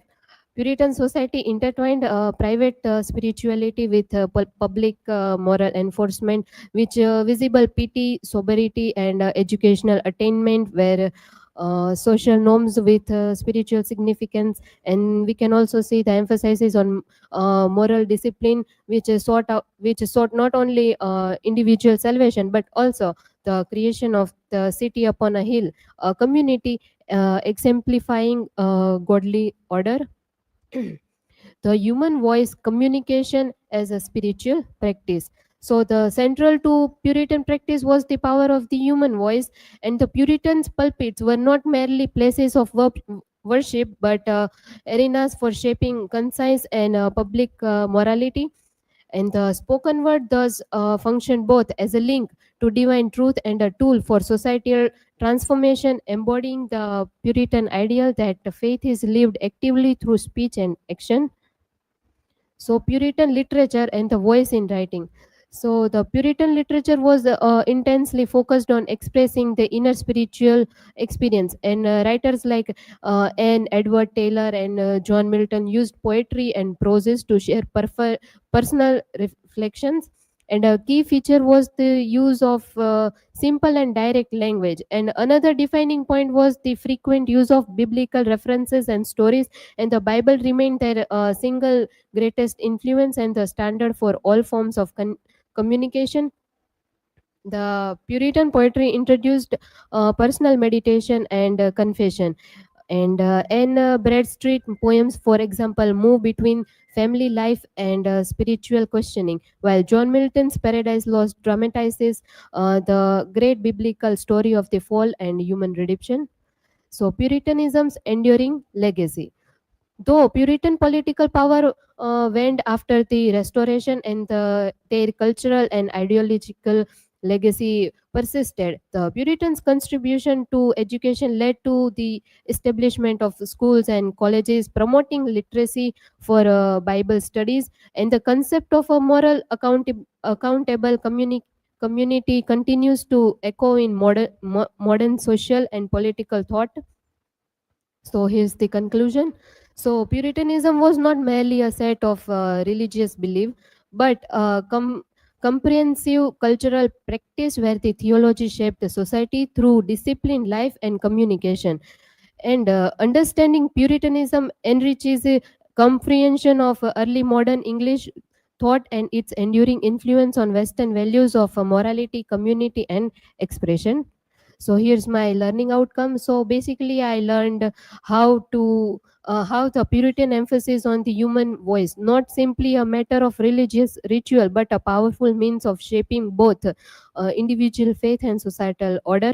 And this understanding highlights the significance of voice as an instrument for enforcing discipline, fostering communal identity, and promoting a cultural where religious belief and public life were deeply integrated.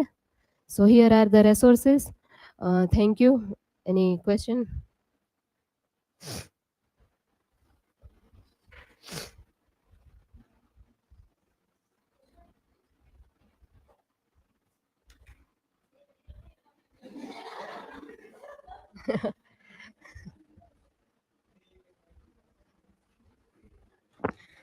So, Jansi, my question is, how did Puritan philosophy shapes daily life and society?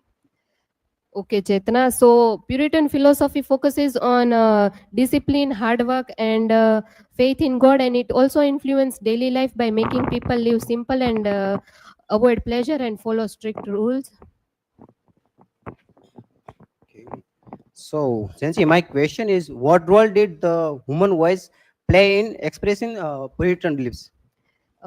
So Jaipal, thank you for the question. So for Puritans, the human voice was a tool to connect to God, and people used to pray and confess, and they also do several speeches, and which shows honesty and devotion to guide spiritual life. Thank you. This is from my side.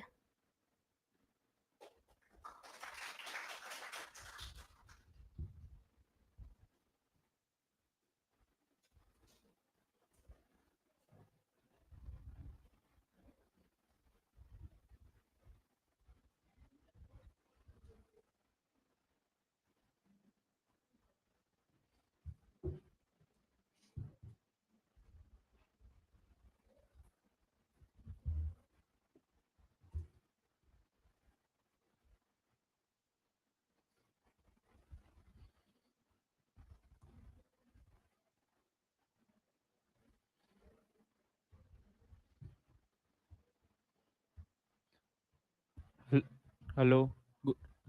Good morning, everyone. My name is Milan B. Dave. My today presentation topic is the rise of the novel in the 18th century. This is my personal information, table of content, research question.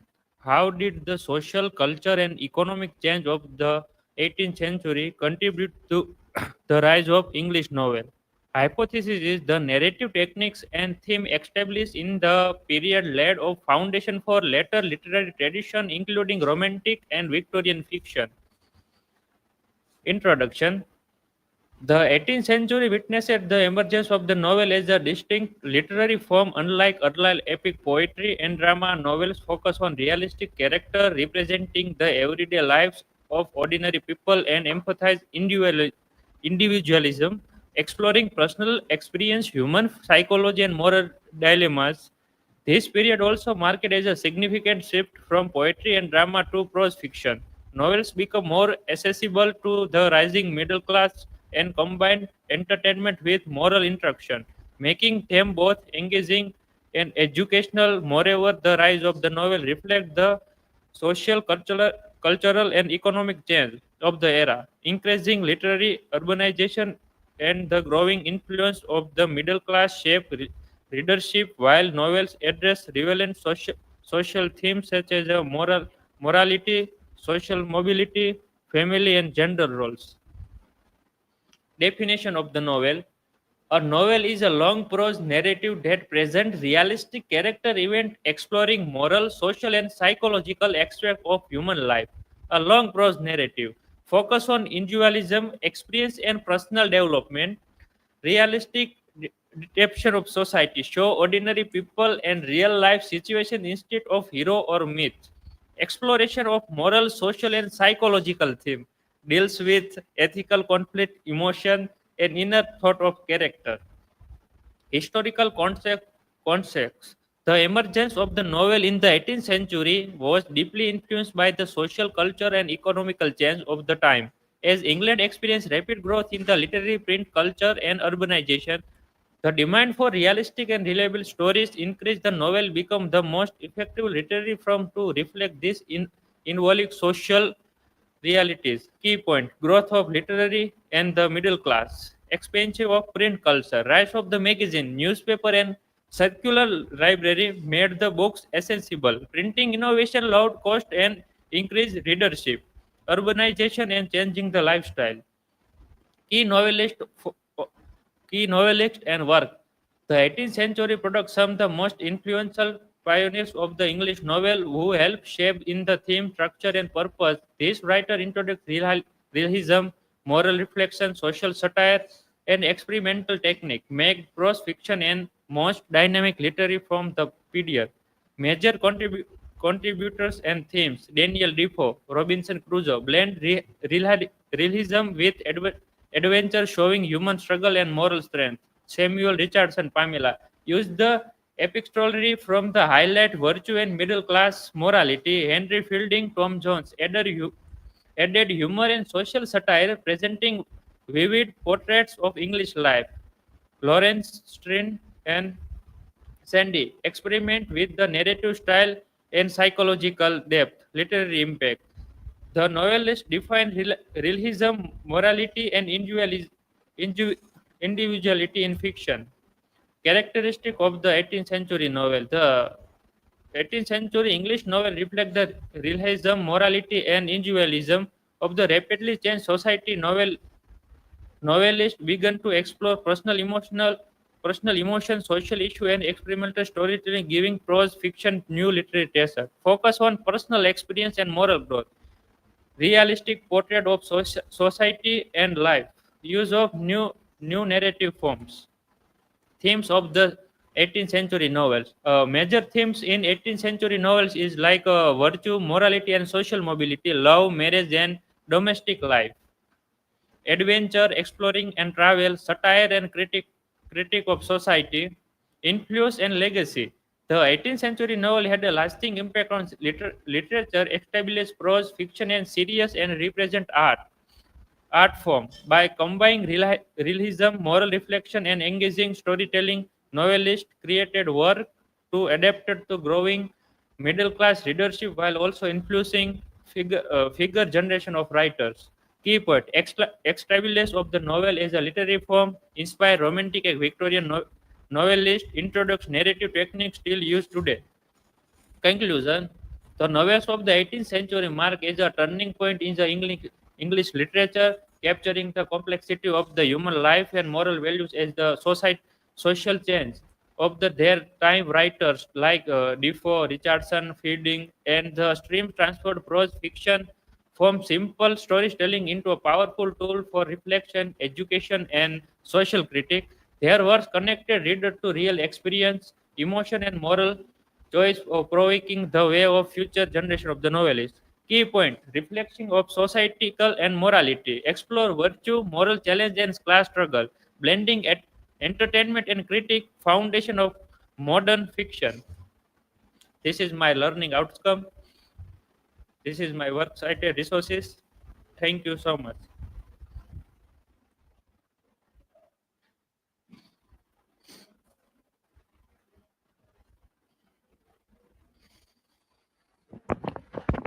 So, Milan, my question is, what were the main reason behind the rise of the English novel in 18th century? Jaypal, the English novel rise in the 18th century 18th 18th century because the growth of the literary to expansion of print culture and emergence of the middle class who want realistic story about everyday life.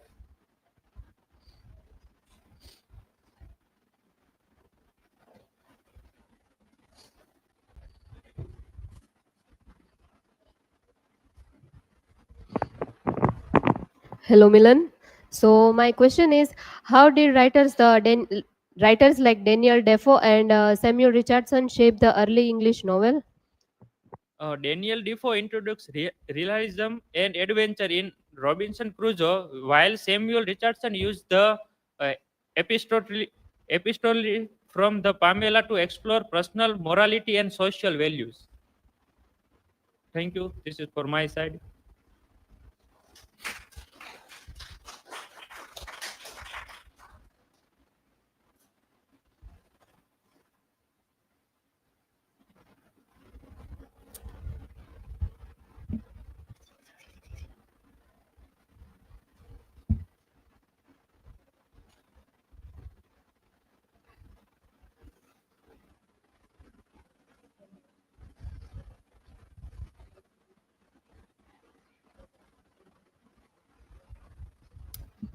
Hello everyone, here is Nancy Virada and this is my topic, the rise of periodical essays, still and edition as cultural commentators.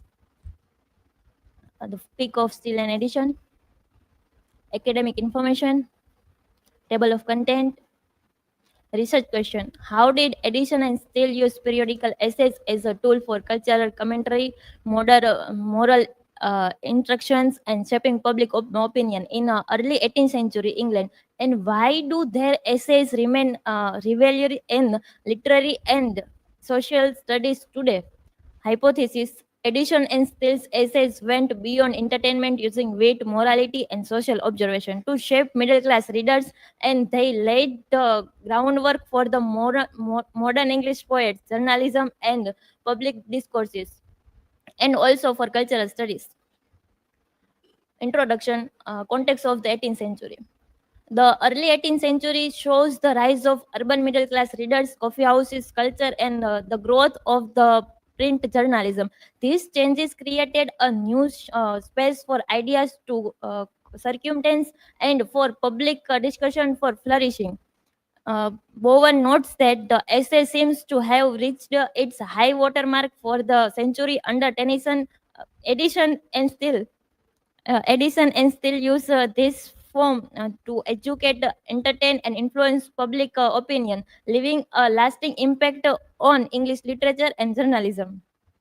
Why? What are the periodical essays? Periodical essays are short pieces of the writing publishing regularly in journals or magazines. They were written in educate readers, entertain them, or encourage their good manners and their habits or behavior. Edison and still use these essays as a powerful tool to influence society. As Chamber noticed, the periodical essays represent a new mode of engaging the public through the polite conversation.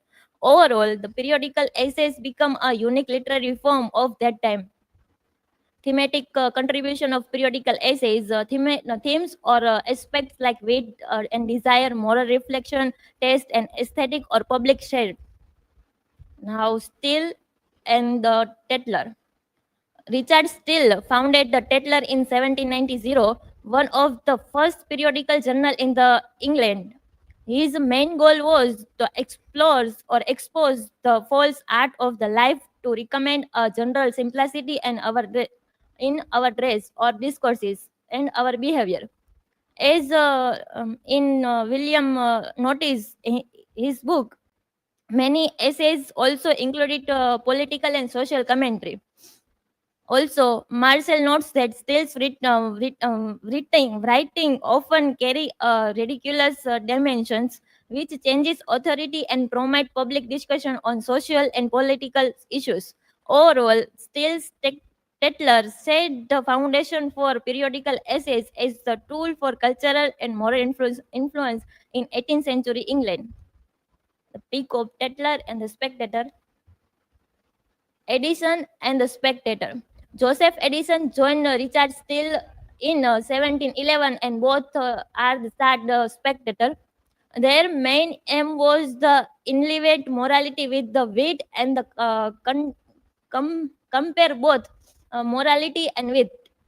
Edison's essays were elegant, clear, and rational, and social reflection combination of humor, moral instruction. These essays also commented on social life, political life, and also cultural life of England. The Chamber also noticed that Edison and Steele used the periodical essays to engage the public in conversation about the ethics or society. Now, cultural commentary and the taste. Edison and Steele were not just essays, they were cultural commentators who influenced the way public thoughts and behavior and appreciated art and literature. Through the Tetler and Spectator, they shape urban manners, social behavior, and the wit or satire. Also, Distel was pointed that the political of state in the Spectre shows how the aesthetic is never separate from the social. In this way, their essays were not only literary works but also guides for everyday behavior, culture, judgment, making them a center of both literature and society. Now, moral ethical dimensions. As Knight notes in her research paper, is the Spectre is a moral economy based of Edison and Steele essays blend the morality where everyday life and commercial life. This moral guidance give literature the power shape public opinion and the moral society. Their essays also help ordinary readers to reflect on read and wrote in their daily lives. Wit, ethics, and legacy. Edison and Steele use wit not just to entertain but also a way to teach moral lessons. They established a clear, gentle, and rational English prose styles. Their model shapes later essays like Charles Lamb and Hazlitt and influenced newspaper and opinion writing. Edison and Steele become architect of the public share. Why Steele and Edison's essays are still studied. Foundation of moral journalism, shaping public opinion, literary style and prose, understanding of 18th century society and England, critical thinking and moral reflection. The periodical essays was not merely literary entertainment, just create a foundation for a moral society. Conclusion, Edison and Steele periodical essays combined wit, morality, and social commentary to guide the public taste, manner, and behavior. Their works help establish a shared moral and cultural vocabulary. Periodical essays remain an important part of literary and cultural study also tomorrow. My learning outcomes, understanding of historical context, and identify the contribution of Steele and Edison, also recognize the impact of legacy and appreciate the contribution of both. These are the references. Thank you. If anyone have any question, then free to ask.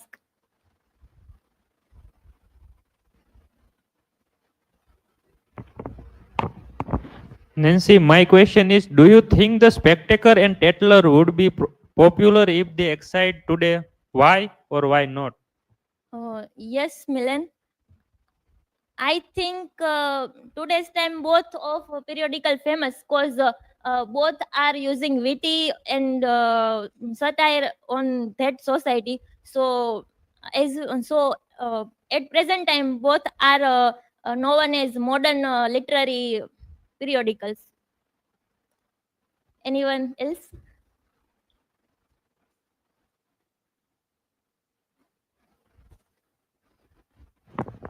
Hello, Nancy. So my question is, how many parts of the Tatler and the Spectrum published? Okay, so Tetler published between 1709 to 1711, and 271 parts are published in Tetler, and Spectrum published in 1711 to 1730, and in this published 555 articles. Thank you.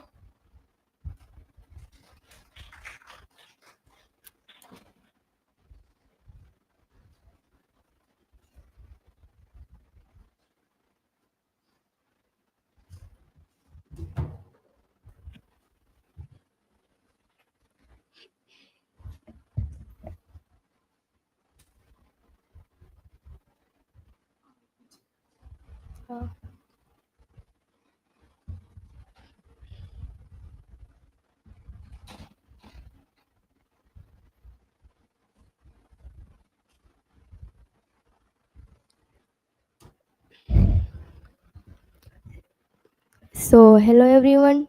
Myself Dimple Dabi. Today is my presentation topic is the folklore of English Romanticism. Here is my academic information. This is my research question. How has a criticism of Romanticism changed over time, and what myths have developed? And hypothesis: Romanticism continued to influence literature, though misunderstanding have created lasting myth, and studying its a text and context reveal its a true significance. Here is table of content. Then introduction. The English Romantic Age is a known for its poetry and idea, but often misunderstood. Critics have created myths for forming what John Clubb called the folklore of romantic criticism. This presentation explores its interpretation and lasting impact. So, problem with romanticism criticism, a historical of mistakes. Literary criticism often show folly, dullness, blindness, or dishonesty when facing great art. And romantic literature doesn't follow a strict notion of progresses, so critical approaches keep changing, fade, come and go. Why it's a tricky? Romanticism is the most puzzling period in literary history, even more than the Renaissance. And academic writing has spread a rising tide of misinformation, creating a losing folklore around romanticism. Then romanticism today still relevant. The romantic ages are not over yet. Today's poets are still in the romantic situation. Modern romanticism. 20th century culture keeps questioning romanticism, rejecting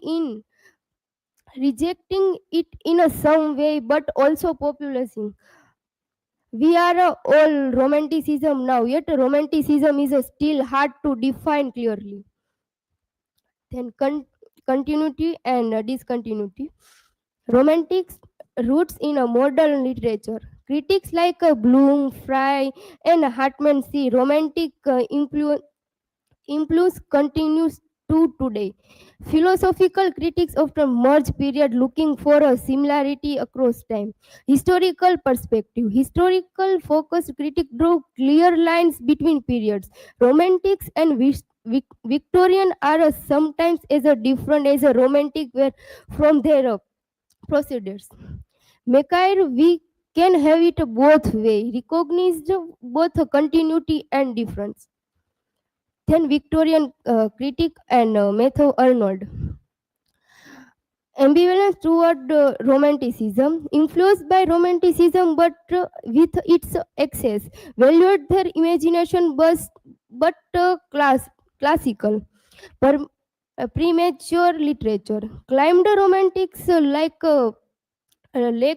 cultural maturity to success, and Byron empathy of matter, Shelley include and Wordsworth incomplete, shaped by poets' personal lives, Byron scandal, and Shelley's tragedy.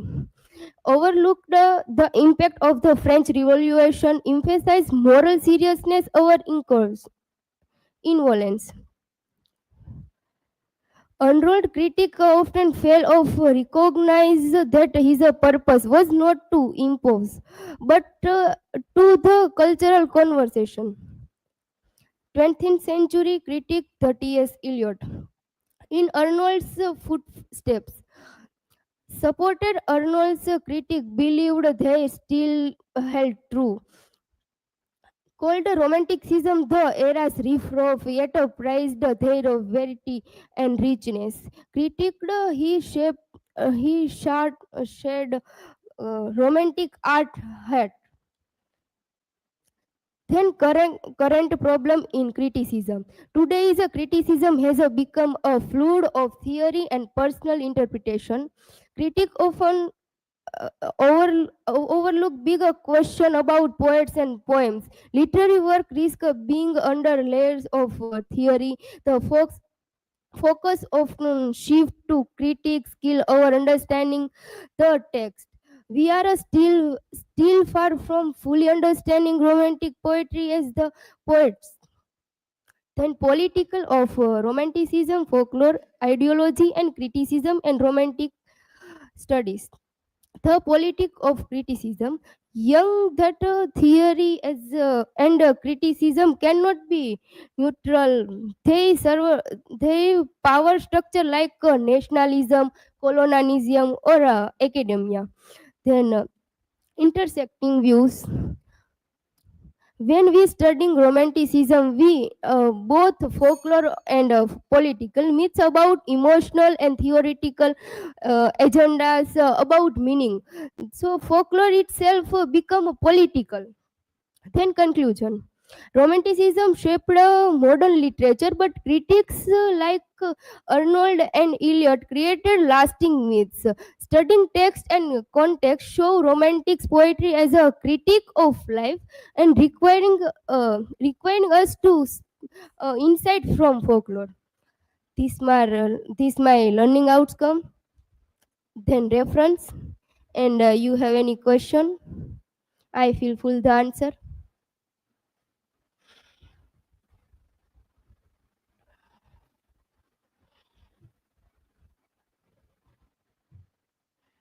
Hello, Dimple. My question is, how did Arnold and Eliot differ in judgment romantics? Okay. Uh, Arnold say romantics as a fluid, and Eliot agreed, but they valued their creativity and his richness. Anyone?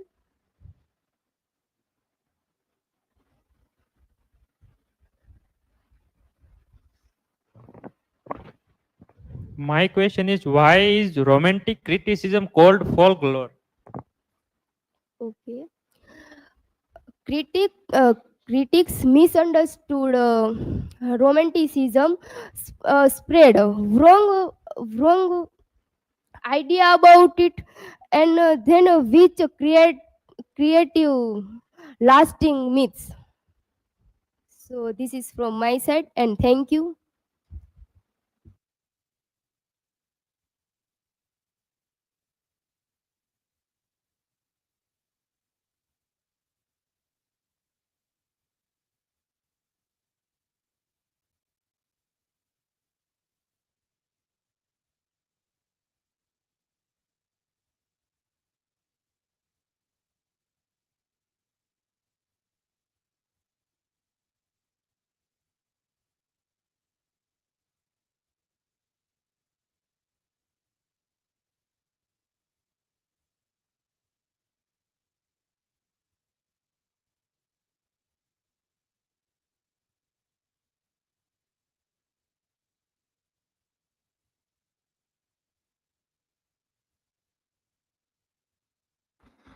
Uh, and today's my presentation topic is the influence of French Revolution on romantic poetry.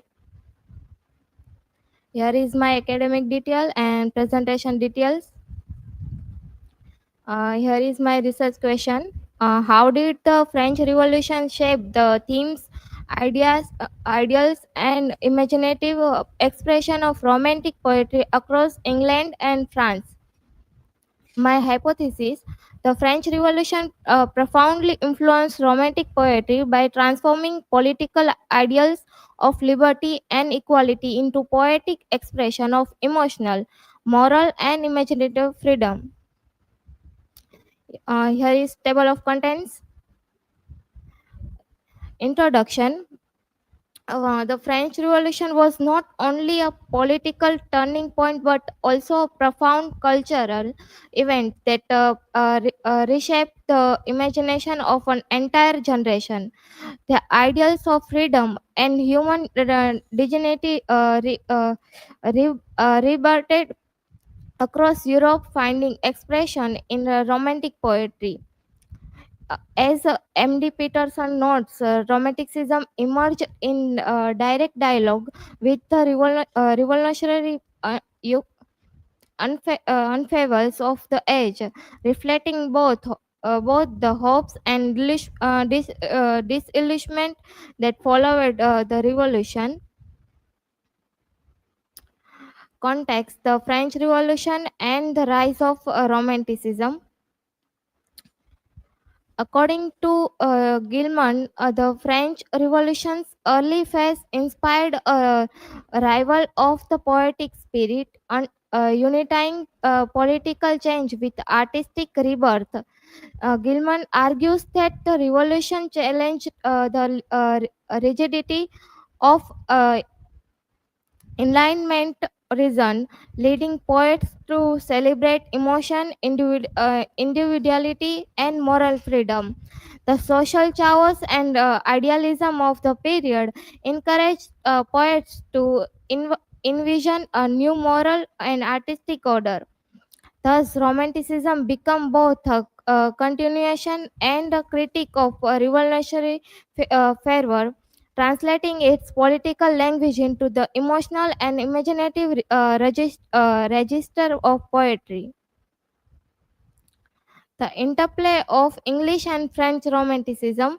Romanticism is in England and France was born from the same revolutionary soil, yet took different paths.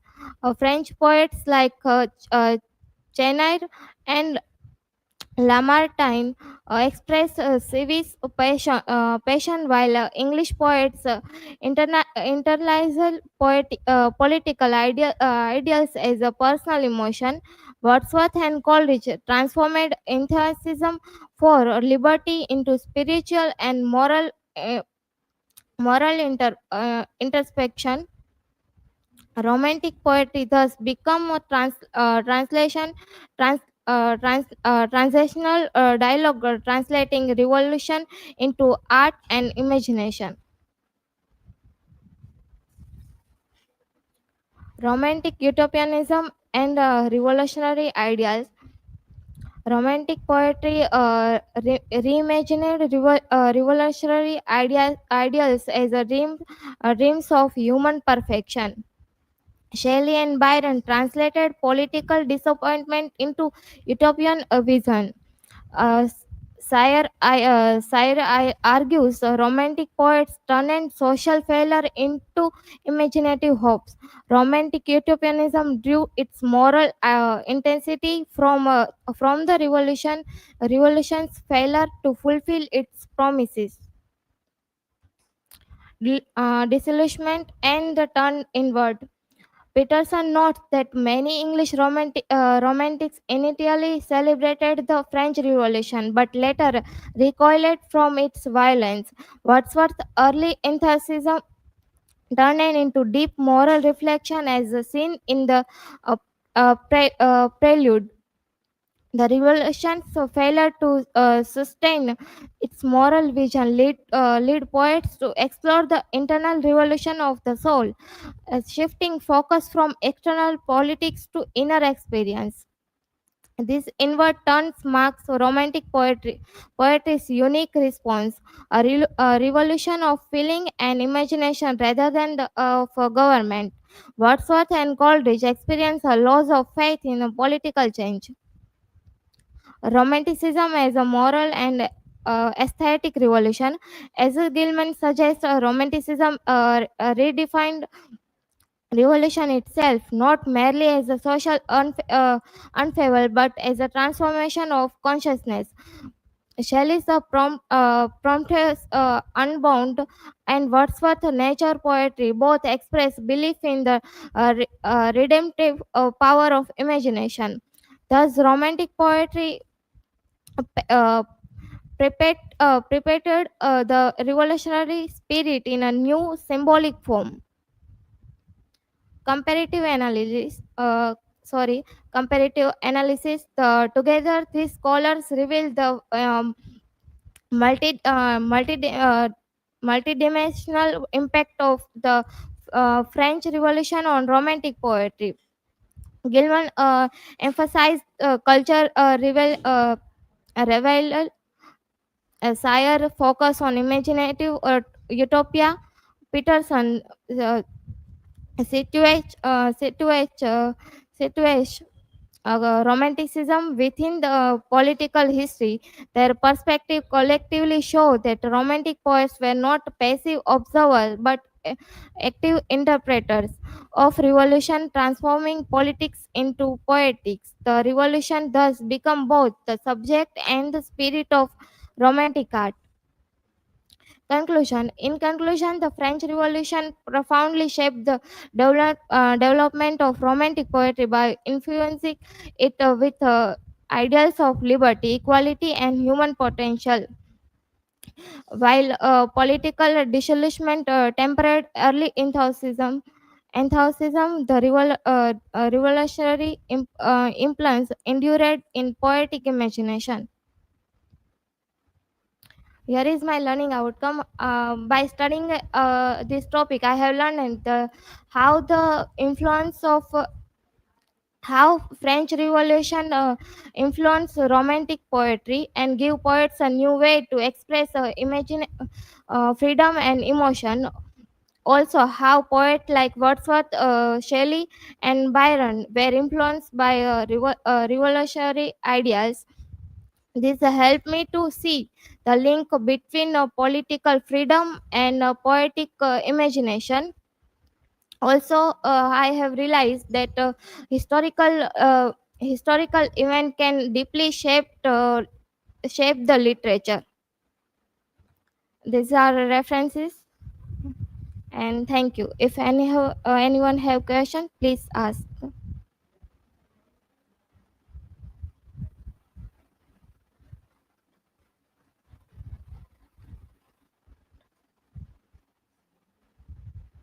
Hello, Divya. How did romantic poets respond to the violence of the French Revolution? Many romantic poets many romantic poets initially supported French revolutionary ideas, but become disillusioned with its violence, and also lead their focus from external politics to human moral reflection and inner expression experience.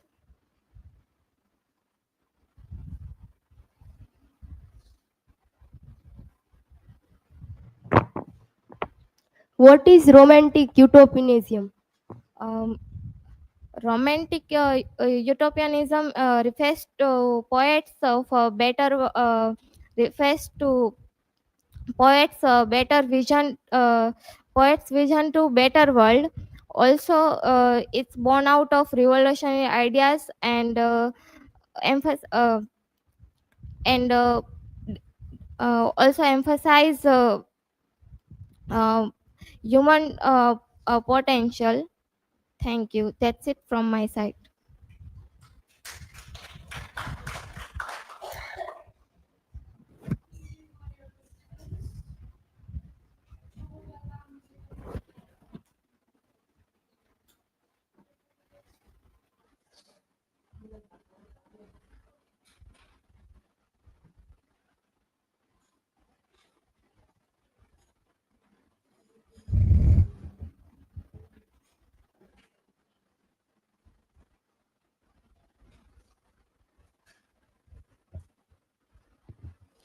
Greetings to all, I am Sejat Chokya and today I am going to present on a topic Haunted Conscience, the Gothic Voyage from Coleridge to Poe.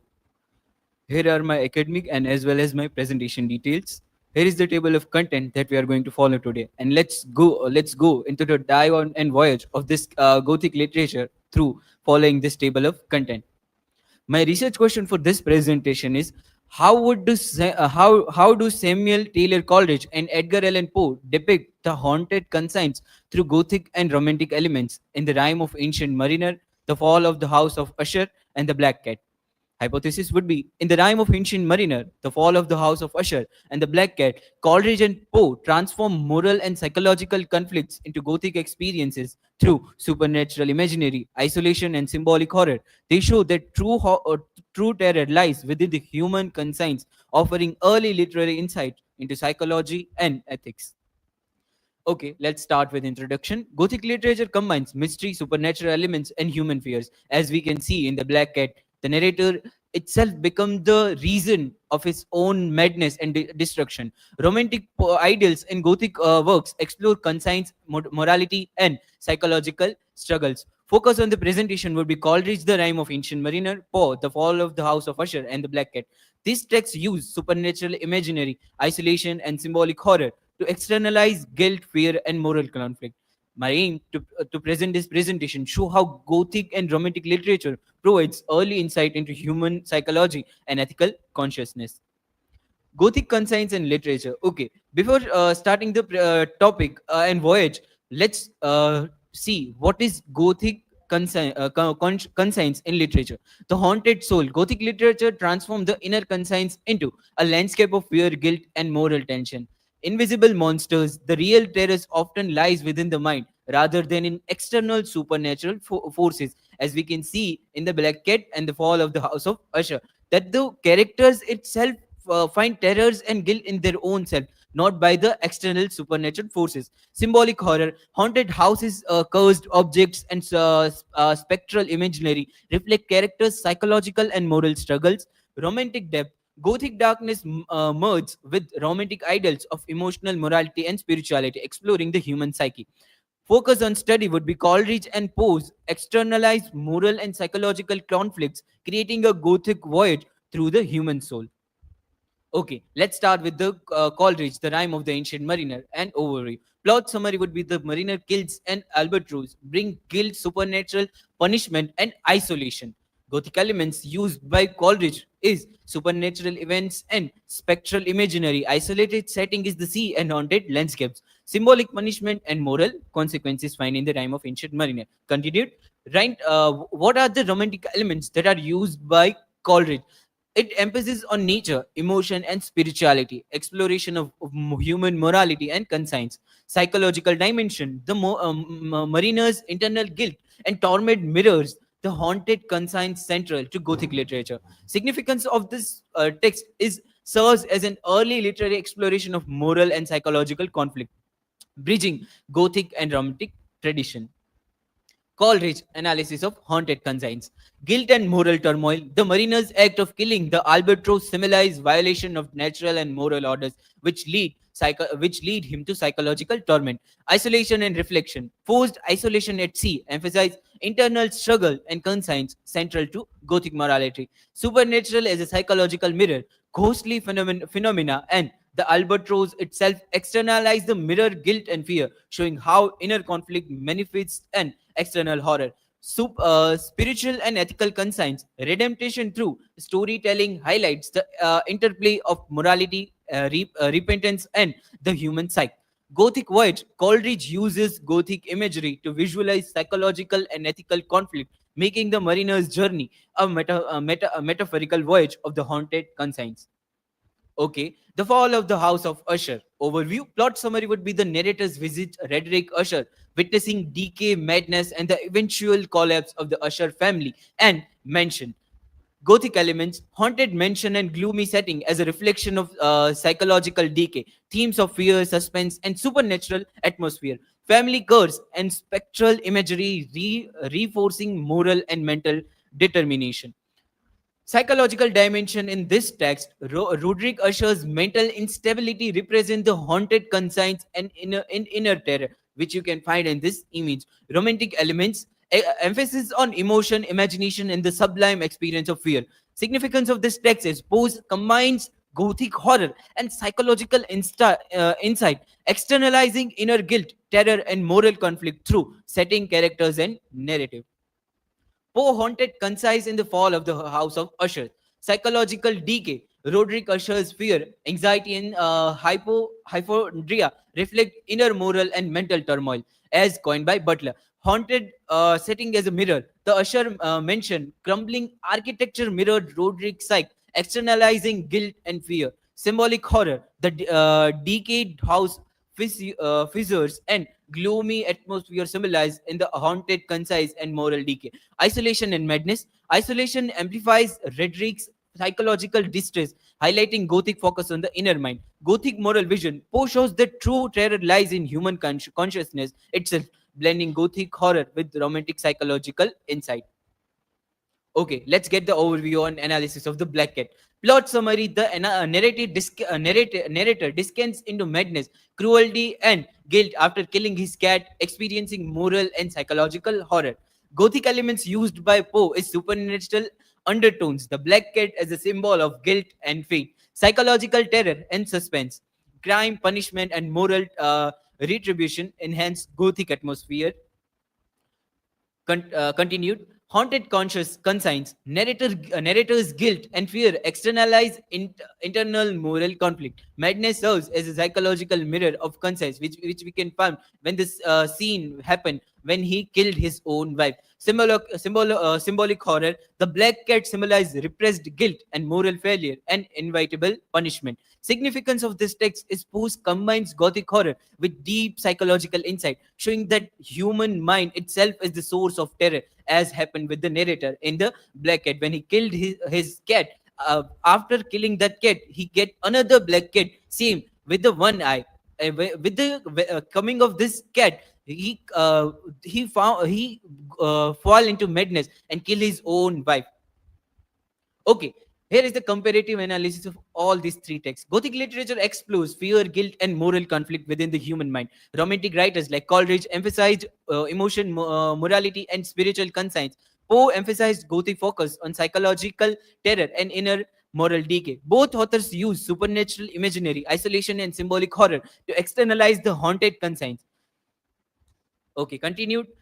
In theme, guilt, Coleridge used in the rhyme of ancient mariner, guilt, moral transgression, and psychological turmoil. While on the other hand, Poe used guilt, moral decay, and psychological terror.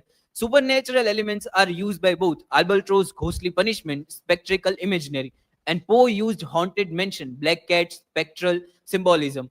When we talk about the theme of the isolation, Coleridge used sea voyage, isolate mariners in satisfying moral reflection. And on the other hand, Poe used characters isolated in mansion or home, amplifying madness. Psychological focus on internal guilt and conscience, externalized via Gothic imagery by Coleridge. Madness, fears, and obsession visualized through Gothic horror used by Poe. Romantic elements used by nature's spirituality, moral redemption by Coleridge. Emotional intensity, imagination, moral critic in The Fall of the House of Usher and The Black Cat.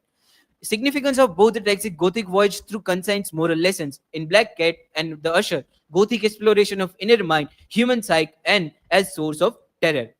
Synthesis of this is Gothic conscience across Coleridge and Poe. Their theme is unified supernatural and symbolic imaginary, psychological insight, and just showing that terrors often arise from the mind itself. Romantic Gothic fusion, Coleridge integrates spirituality and nature, while on the other hand, Poe emphasizes psychological realism and moral decay. Overall insight is together these works demonstrate how Gothic literature creates a voyage through the human soul, bridging morality, ethics, and early psychological exploration. Okay, here are my learning outcomes. Okay, let's conclude our voyage with this conclusion. Coleridge and Poe creates a Gothic voyage through the human conscience, showing that the true terror often comes from within. Both authors use supernatural imaginary, isolation, and symbolical horror to externalize moral and psychological conflicts. Coleridge blends romantic ideals and morality, spirituality, and nature, while Poe emphasizes psychological realism and moral decay. Their works reveal how Gothic literature explores human psychology, ethic dilemmas, and the moral conscience long before modern psychology. Overall, Gothic and Romantic literature together provides a powerful lens to understand the haunted human soul. Okay, this is from my side. Here are the references that I used to make this presentation. Thank you. If you have any question and query, please feel free to ask.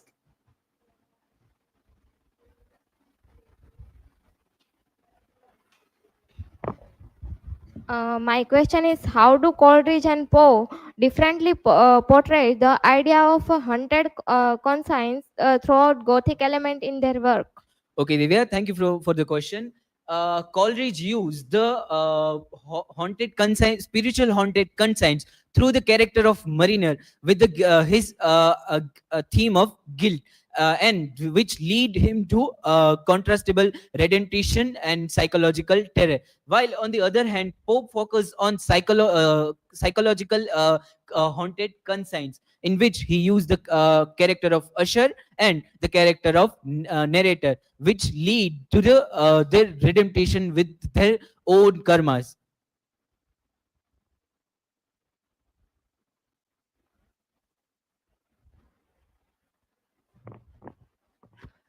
Shehzad, why can the rhyme of the ancient mariner and post-Gothic tales be seen as a bridges between romanticism and early psychological fiction? Okay, Dimple, thank you for the question. Both writers use Gothic elements and combine Gothic and romantic elements in their works.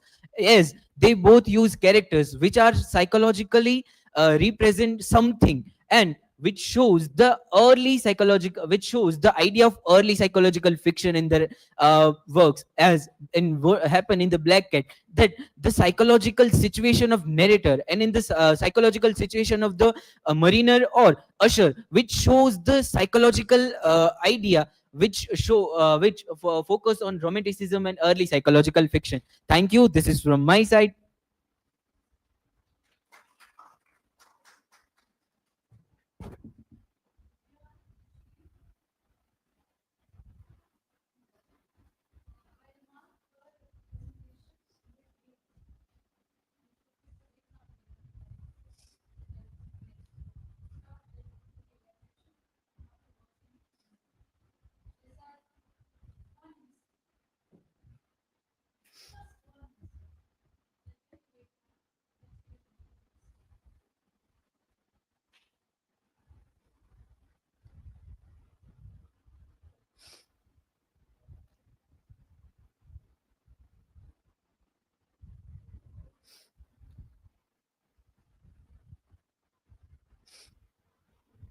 Hello everyone, myself Dimple Parmar and my topic is Voices of Virtue and Vision, Faith, Morality and Gender in Victorian Era Women's Literature.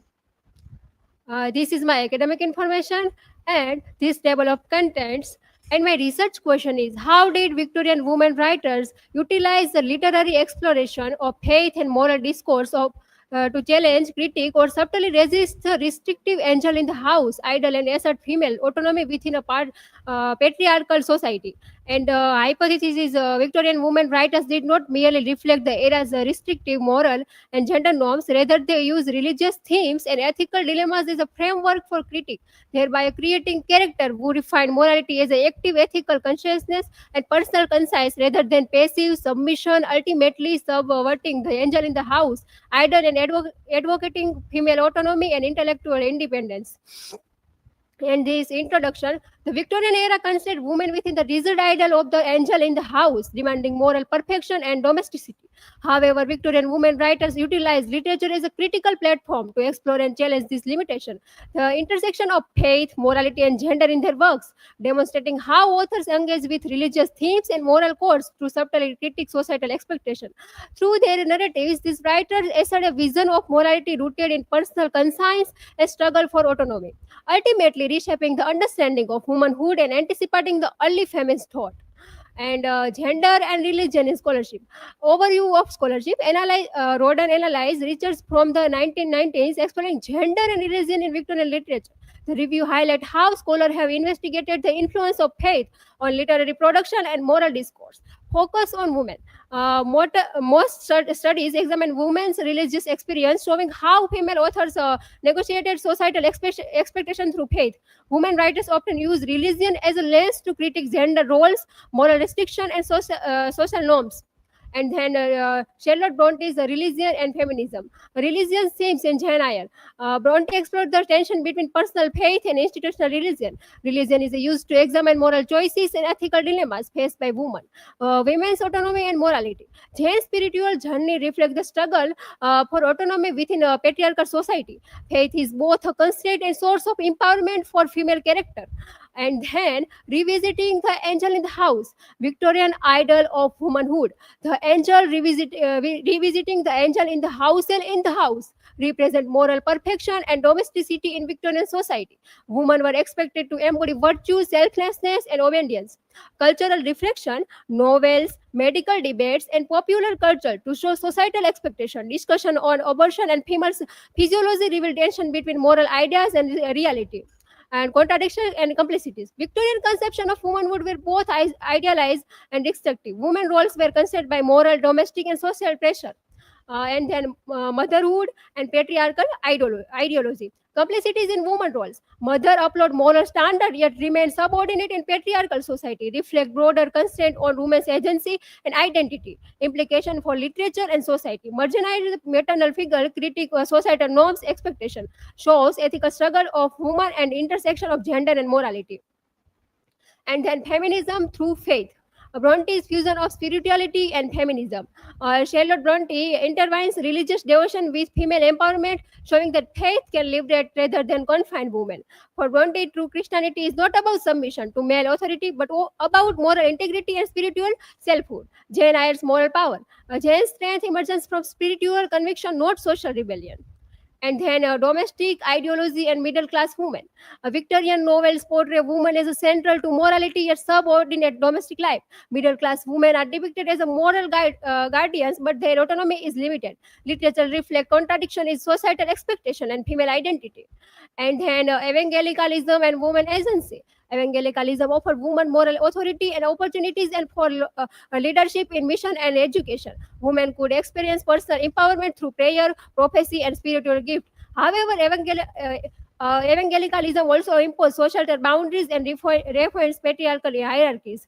And then Victorian feminist and criticism. Feminist approaches to Victorian literature focuses on how feminist criticism reshaped the study of gender and morality, highlight how earlier critics recover marginalized women writers and voices, bring attention to overlooked texts and challenges the male-dominated canon, show how literature reflects critics' gender roles and societal norms. Victorian texts reveal contradiction and tension in women's social position. And then Victorian women's writers' contribution and challenges. Women face limited access to education, publishing restriction, and societal scrutiny. Writers like George Eliot, Elizabeth Barrett Browning, and the Brontes explore gender, morality, and social class. And then gender roles and social order. Victorian domestic ideology reinforced a rigid social hierarchy, positioning men as public leaders and women as moral guardians of the private home. The family unit symbolized the moral foundation of the nation, where domestic virtue was equated with nationality and stability. Women's obedience and self-restraint were central to maintaining patriarchal order, ensuring both class hierarchy and gender subordinate remained intact. And then resistance and reinterpretation. Despite the dominance of domestic ideology, Victorian women writers subtly registered patriarchal norms through reimagined portrayal of womanhood. Authors such as Charlotte Bronte, George Eliot, Elizabeth Gaskell infused their heroines with intellectual depth, emotional courage, and moral autonomy, challenging the passive and just stereotype. These heroines sought self-realization, independence, while perceiving a sense of moral integrity and empathy, asserting their virtue could coexist with individuality. Through fiction, women authors refined morality as an active ethical consciousness. And then woman literally voice. Literature become a powerful space for women to challenge restrictive social expectations. Through novels, poetry, essays, Victorian women articulated resistance to patriarchal norms. And then conclusion, Victorian women's literature successfully challenged the era's patriarchal and moral constraint. Authors refined virtue not as a passive submission, but as an active ethical conscience and inner strength. As seen as heroines who out self-realization and moral autonomy. They use framework for religion and morality to articulate resistance and assert spirituality, equality, demonstrating that faith could be a source of empowerment. And this is my learning outcomes. I can identify and explain how Victorian women writer use faith and morality as the framework to critique gender roles and societal expectation. And this is references. And thank you. This is my side. If you have question, please ask.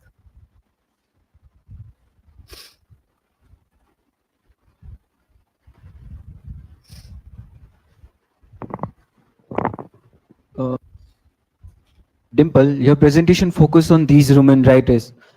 What was the main goal of these women writers?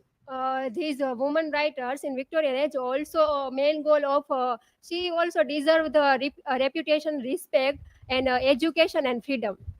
Anybody?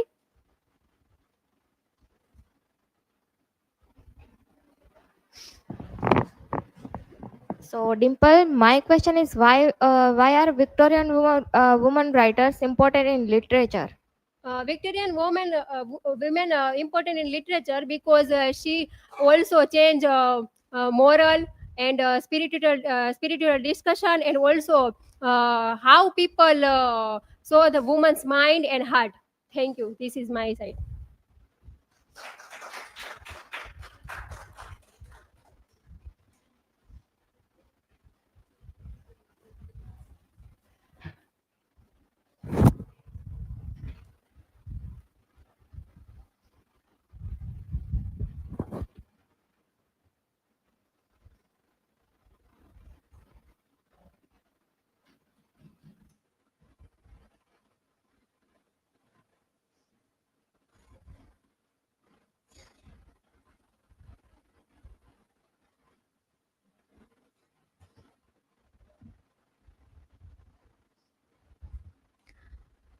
Good afternoon, everyone. Today's my topic is science, doubt, and the crisis of faith in Victorian poetry. These are my academic and presentation details. This is the table of contents. And my research question is, how did Victorian poets adapt literary forms to express or resolve the spiritual and moral fragmentation caused by scientific and historical challenges to faith? And hypothesis would be the Victorian crisis of faith reshaped poetic forms, fostering unstable subjective and dialogic structures like fragmented elegies and masking monologies. These forms mirrored the tension between belief and reason, replacing lost religious authority with an aesthetic moral framework rooted in emotional sincerity and intellectual struggle. My historical background, the Victorian intellectual shock, the age of instability. This period marked the irreversible shift from a largely monolithic, divinely ordered world to one governed by scientific chance and empirical proof. Three pillars of certainty destroyed. The first one is theological certainty, challenged by higher criticism, which treated the Bible as a text subject to human error and historical analysis. The second one is chronological certainty, shattered by geology, deep time. The Earth's age stretched from thousands of years to millions, rendering Genesis creation accounts symbolic or false. Third one is moral certainty, undermined by Darwinism, Origin of Species, natural selection replaced God's benevolent design with a blind, indifferent natural process. And impact is this created a profound need for due systems of authority, a world poetry often attempt to fill. Tennyson and the fragmentation of the elegy. In memoriam, the poem uses the elegy to hold a protracted debate between emotional necessity and scientific faith, resulting in structural disintegration, scientific and formal pressure. The use of 131 cantos in a fragmented structure reflect the mind's inability to find a smooth, unified path back to faith. The language of doubt is directly scientific, so careful of the type she seems, so careless of the single life. This is the poetic internalization of Darwinian principle. The terror of deep time is felt in the lines describing the earth's impairments. The final faintly trust the larger hope is often seen as the necessary of emotional choice over a theological truth, emphasizing the primacy of the will to believe. Browning and the dramatic monology. Robert Browning's monology, for example, My Last Duchess, the bishop orders his tomb. The dramatic monology is the perfect aesthetic form for an age of doubt, as it foregrounds moral relativism and subjective perspective. And the key forms are the unreliable speaker. The poem's meaning is found in the gap between what the speaker says and what the reader infers. The poet Browning remains masks, refusing to supply an external, authoritative moral judgment. Performance of vice. We judge the duck's possessiveness, My Last Duchess, or the bishop's vanity.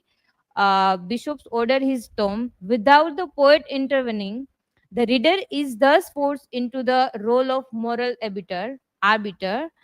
The form itself is a symptom of the crisis. Truth is no longer objective, eternal, or absolute. It is localized, situationalized, and perceived through a flawed consciousness.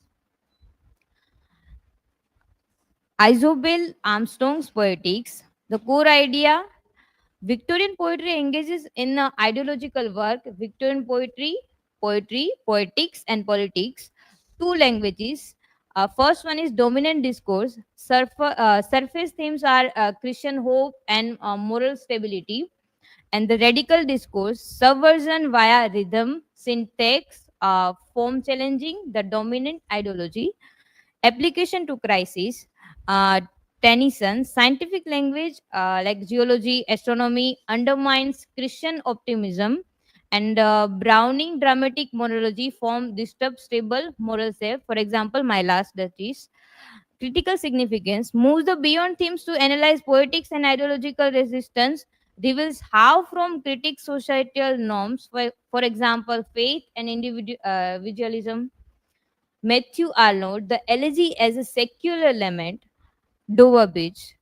Arnold's elegy is a direct lament for the loss of faith, offering a purely secular solution, human love to spiritual emptiness. And the key evidence are the metaphor of loss. The famous image of the sea of faith was once to, at the full, explicitly charts the decline for religious belief. And the second one is secular retreat, the withdrawal from the hostile world to the single certainty of human connection. A love, let us be true to one another for the world. Really, neither joy, nor love, nor light, nor certitude, nor peace, nor help for pain. Contrast with Tennyson, where the Tennyson struggles to keep faith, Arnold wants its departure and tries to build an ethics without God, encapsulating the post-crisis mentality.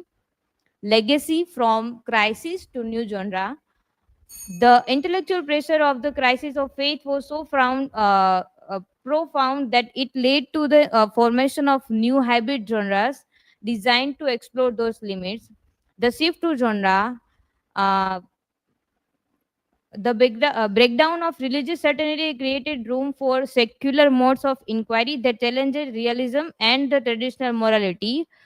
The Victorian era saw the rise of ghost story, science fiction, fantasy, and supernatural. This move shows how the failure of belief resulted in a generic energy that channeled doubt into new genre of doubt. And in conclusion, the crisis of faith forced Victorian poets to create formally unstable subjective structures, fragmented elegy, masking monology. This transformation allowed poetry to successfully perform the era's ideology schism by channeling conflict through poetic form. They established a durable aesthetic moral authority to replace lost theological certainty. Now, this is my references, and these are my learning outcomes. Thank you. Any question?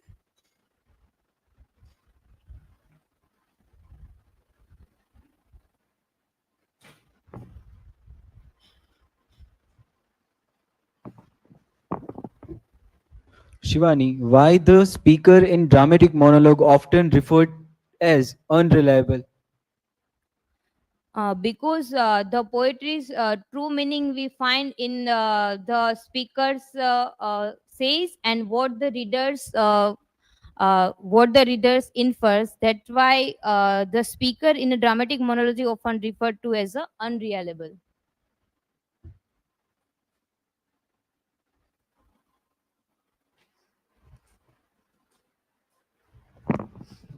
Shivani, my question to you, according to Arnold poem, what is the purely secular solution offered to counter spiritual emptiness?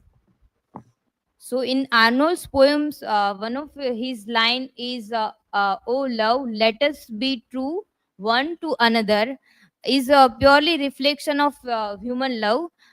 That's why the human love is the purely secular solution offered to counter spiritual emptiness. That is from my side. Thank you.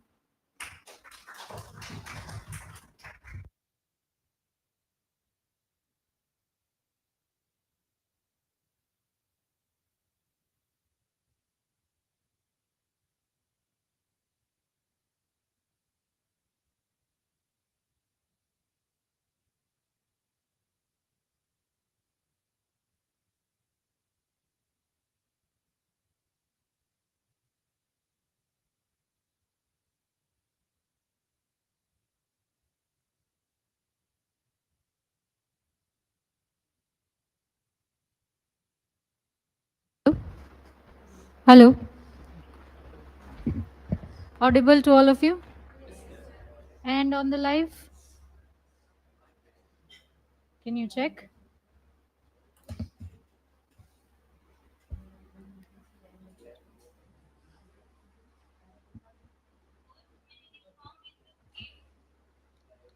It will be a bit delayed.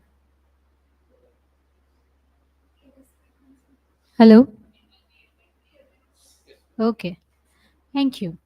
So, first of all, we found really good improvement from your first day of presentation to the last day. It is good that you do take into consideration that the suggestions that we are making, and you have improved your PPTs, your explanation skills, even non-verbal skills. So that's something commendable for all of you. Some suggestions, some observations I would like to share individually to each one of you. One is Aditya. He has improved a lot when it comes to non-verbal skills and explanation skills. So good work there. One suggestion is add some examples, right? You did make very good observations about the topic which you dealt with. So then if you add examples from the text, either from the text which you have studied or any other text which you might have read, that would add credibility as well as depth to the observations and suggestions that you make in your presentation. So good work in that case. Bhargavi's presentation, right? You made an entire slide out of the case study of Richard the Sixth, Richard the Second, right? So then that citation was missing from the list, right? So this is something which even Shivani has to take into consideration, right? You do have you cite the articles from where you take the observations, but you don't cite the examples which you use for explaining your points, right? So you mention Strauss, you mention Arnold, you are like, highlighting their works, Dover Beach, you are highlighting Browning also, and you have included some lines from their work also. So now, if that is happening, then you need to cite. If it is just there as a name of the text, then I won't mind. Then I won't suggest you to cite them, because, well, the article itself is just mentioning the text, the title of the text, right? But if you are using that particular text in any way, let's say you are highlighting some lines, you are presenting examples from the text, then I would expect you to cite those works, right? So Strauss, Arnold, all these people you have to cite in your end, towards the reference list also, right? Then when it comes to KHUSHI's presentation, very good presentation again. You need to, like, one suggestion from my side would be that you try to compare it with the previous work. When it comes to Chaucer's Canterbury Tales, you do have a heavy influence of Decameron by Boccaccio, right? And if you do a comparative analysis of these two texts, because they are very much similar in their structure, right? They differ, however, in their treatment of the subject matter. So then that would be a very interesting direction in which you can now look at this particular text. When it comes to learning outcomes, this is one mistake which you and Rudra, both of you, have done, and that is the framing of the learning outcome as how I will now, right? Learning outcome is, as I told you earlier, something which happens at the end of the process. So you cannot say I will learn now, right? I have learned now that the process has ended, right? This is something which I have learned. So then framing of the learning outcomes, right? So I will, or I would, I might. Now that is a very troublesome assertion. If you see learning outcomes, I might have, or I will have some other time, right? So that cannot be the learning outcome. I have now, I now view this in this way. That is how you need to frame learning outcomes. Apart from that, the presentation was really good.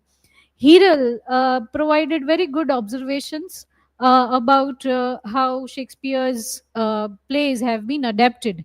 Now, one suggestion from my side, and one text which you can now consider when it comes to adaptation, translation of Shakespeare's text into cinematic adaptations, is the Comedy of Errors, right?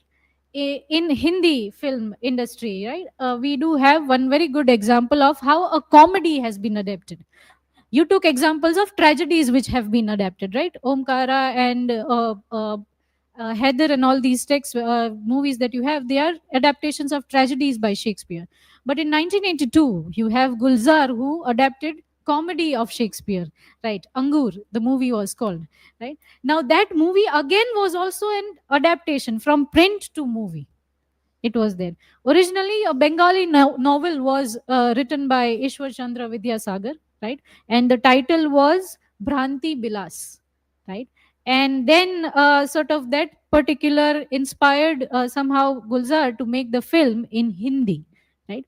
Bhranti Bilas was first made into a Bengali film, right? So you can see the succession from Shakespeare's The Comedy of Errors to Bhranti Bilas, the Bengali novel, to then the Bengali film Bhranti Bilas, and then finally Gulzar's Angur in 1982.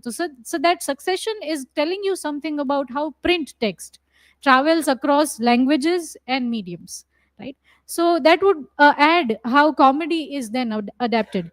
Sometimes people do make the assertion that it is very easy to adapt comedies, right? And it is very difficult to adapt tragedies of Shakespeare. But I would say, like, if I am supposed to analyze these texts, I would say it is very difficult to adapt comedies. It is very easy to adapt tragedies. Why?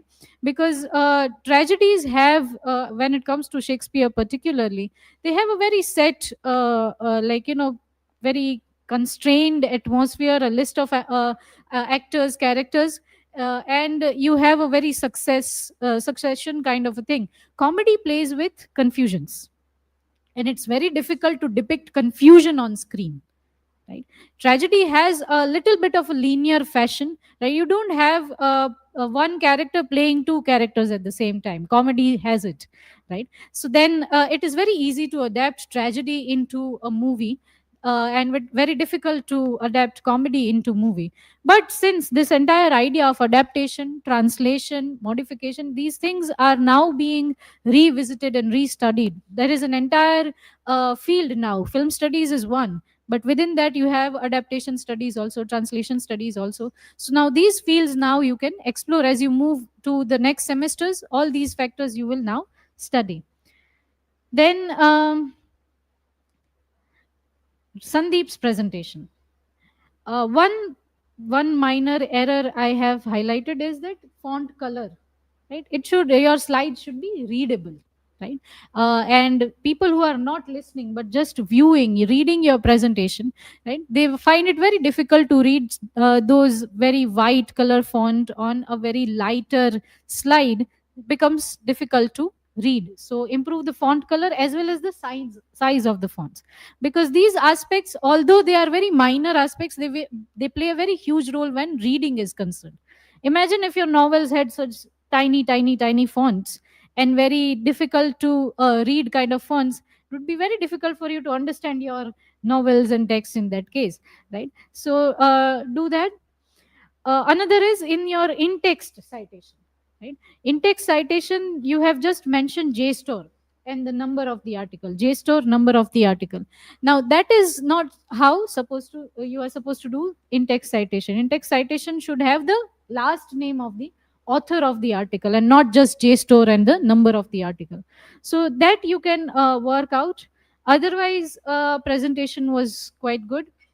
Riddhi, one point which I mentioned earlier during the neoclassical age presentation also, that keep your title slide separate and your personal information slide separate. That helps you in organizing the presentation. That these things, although they might seem trivial to some people, right? Like why such minor errors I'm highlighting, but these play a huge role when you will now move to another phase where you do public presentations, you go to conferences, seminars, right? These aspects are very much considered seriously nowadays, right? The way the slide appears, the way you have structured your presentation, the way you have organized your content, these are very important aspects when it comes to discussion during those settings. In-text citation is missing. Again, you have done the references slide is correct, but in-text is missing. Then spelling, there are two spelling errors. One is the spelling of structure, E is missing, and the spelling of paper. Very slide, है ना? Title slide, personal information, paper number is PEPAR, right? So then PAPER, that is something which you can now correct. Chetna's presentation was good. Nothing to worry about in that case. We will come back to your presentation. I do have a few views to share about how public sphere concept is used by Habermas. Jaypal and Jansi, again, good presentation. You do need to, Jaypal needs to work on a little bit of non-verbal skills, right? Which is why I've mentioned that here. Jansi's presentation was thorough, very good when it comes to answering questions also. Good improvement in citations and slides. So, good work. Dimple Dabi, good presentation again. Nothing to worry in that case. Shehzad, missed by one minor mistake, and that is the mistake of alphabetical order. Edward Albert, the text you have cited, the citation is correct. It has to move to the very first point in reference list, right? So that is the only error, actually. The only error. I was just about to add 100 and then this thing I spotted. So then... Right. Overall, the presentation was good. Your views were absolutely to the point. Contextualization of arguments was also well learned. Answered the questions very well. So, good work there. Dimple Parmar's presentation. No mistakes, of course, but there are some views which I will now highlight later on. Shivani, presentation was good. Pronunciation, it is monologue. Monologue, not monologi or monology. It It is monologue, dramatic monologue, right? So correct that pronunciation, I'm sorry. And then one thing I've already pointed out, and that is cite the examples which you use. Otherwise, the presentation was quite good. So good progress has been made, as I said earlier.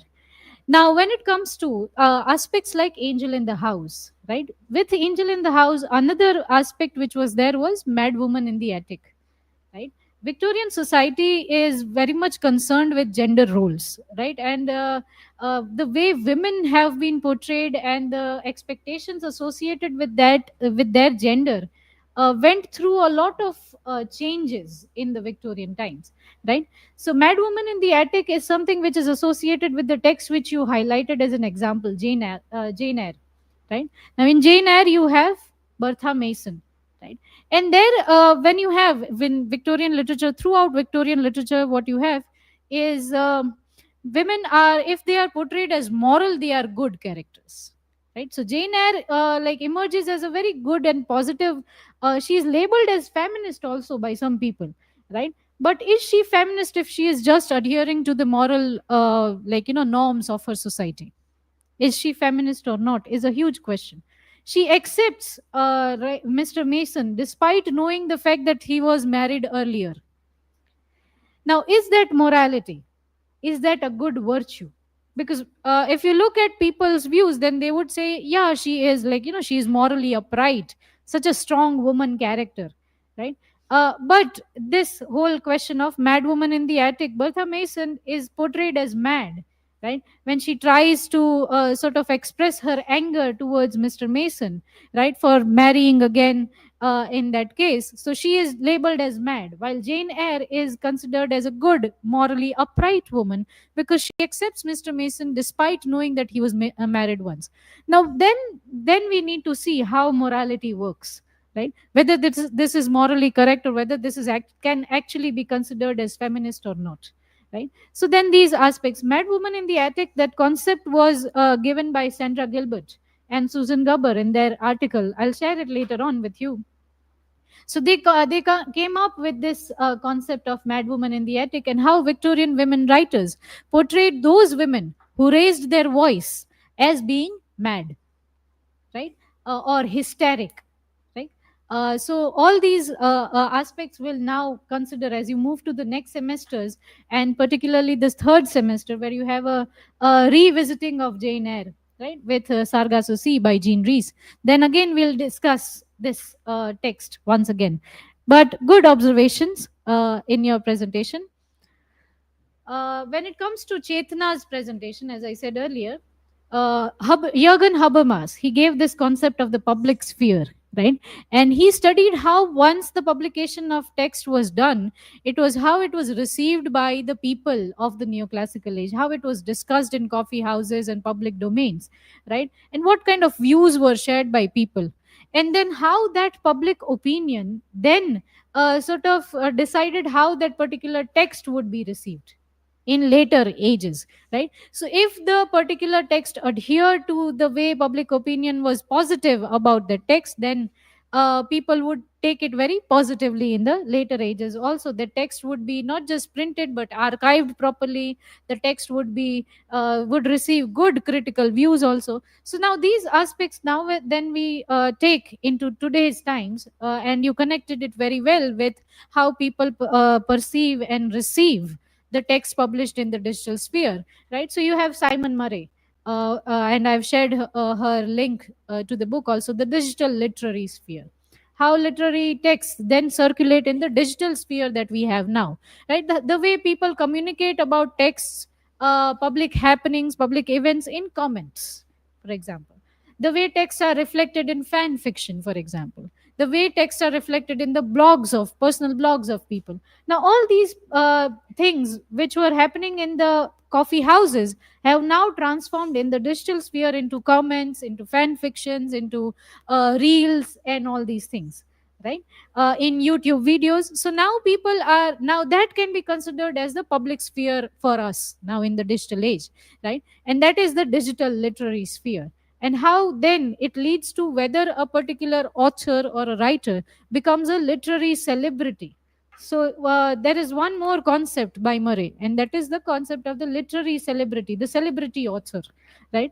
Once the text is published, and once people start publishing their blogs about that particular text, take for example Amish Tripathi or Dan Brown or any such authors, in that case Chetan Bhagat for that matter, right? Once their texts are published, their fans, they would rush to purchase their books. They will start posting reels about that book, right? They will have author events where you meet the author, you get the signature of the author on the book, right?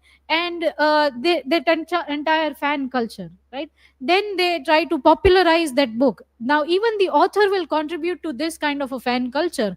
Once their reels is reel is posted and people have tagged that particular author in their reels, then that author will also post it on their story. Now all these things, right, this is how they they add to their popularity, and that particular author becomes a celebrity in themselves, right? So that is studied by Simon Murray, and she uses this concept of Habermas and public sphere to study all these aspects in her book. So this is something which you can now read further also. Otherwise, I guess we do have a good understanding of history now, looking at these the series of presentations that you had today, from novels development to concept development to application of concepts. It was good to know that you guys, many of you studied the transition of the ages, right? You studied transition from Elizabethan to Restoration, from neoclassical to romantic, from romantic to Victorian, right? And from Victorian to modern times. So that succession was very good to see that you guys studied history in transition.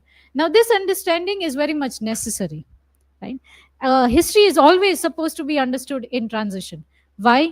Because today what you find as new was actually new in some other time, right? Today what you find as problematic was also problematic at some point in history. And this is why we now recommend people to have historical sense along with literary sense, right? This is necessary. Why? Because only if you have historical sense will you be able to frame opinions in the modern, in the contemporary times. If you don't know history, if you don't have historical sense, then you will not be able to make right observations about texts, right? Not just because it was the ideas are repeated, but also because the ideas will be refashioned, contested, right? Questioned in a newer way. So that identification can only happen if you have understood history. You will only be able to identify the loopholes in texts, contemporary texts, the questions of contemporary text, only if you have studied what has happened before, right? So this understanding of history in transition is very much necessary.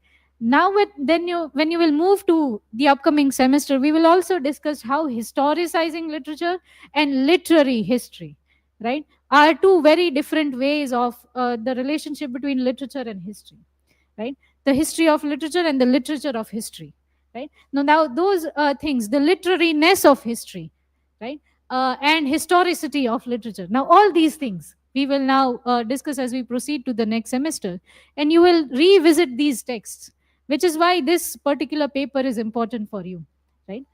And of course, finally, when it comes to our own personal history, not just literary history, right? When it comes to your history from your first day of presentation, right, to the fifth day of presentation, you do see how you evolved, right? So you do see where you made mistakes, which mistakes were repeated, which mistakes were corrected, how you have improved, what aspects do you now consider as your presentation skills, which you previously might not have considered. I did observe how Hiral, for example, in the initial days of her presentation was not confident enough to look in the eye and speak, which she can now do. Similar with Aditya. Earlier, there was a heavy reliance on slides. He was reading lines, but now he explains it, right, while looking at the audience. So now these things, right, even Riddhi for that matter, although there is a little bit of work to be done, but it was good that you do are conscious of people viewing you, reading you, watching you when you make presentations, and you are confidently presenting your ideas. So then personal histories, right? The way we make mistakes, with the way we correct them, the way we evolve from one stage to another, that also becomes part of our discussions of history. And as you move towards the next stages of your assessments, that is your exams, you will also see how you will see the history of writing answers also, right? So then that is also one thing which will happen now. So well done, all of you. And this is where I am ending the live now.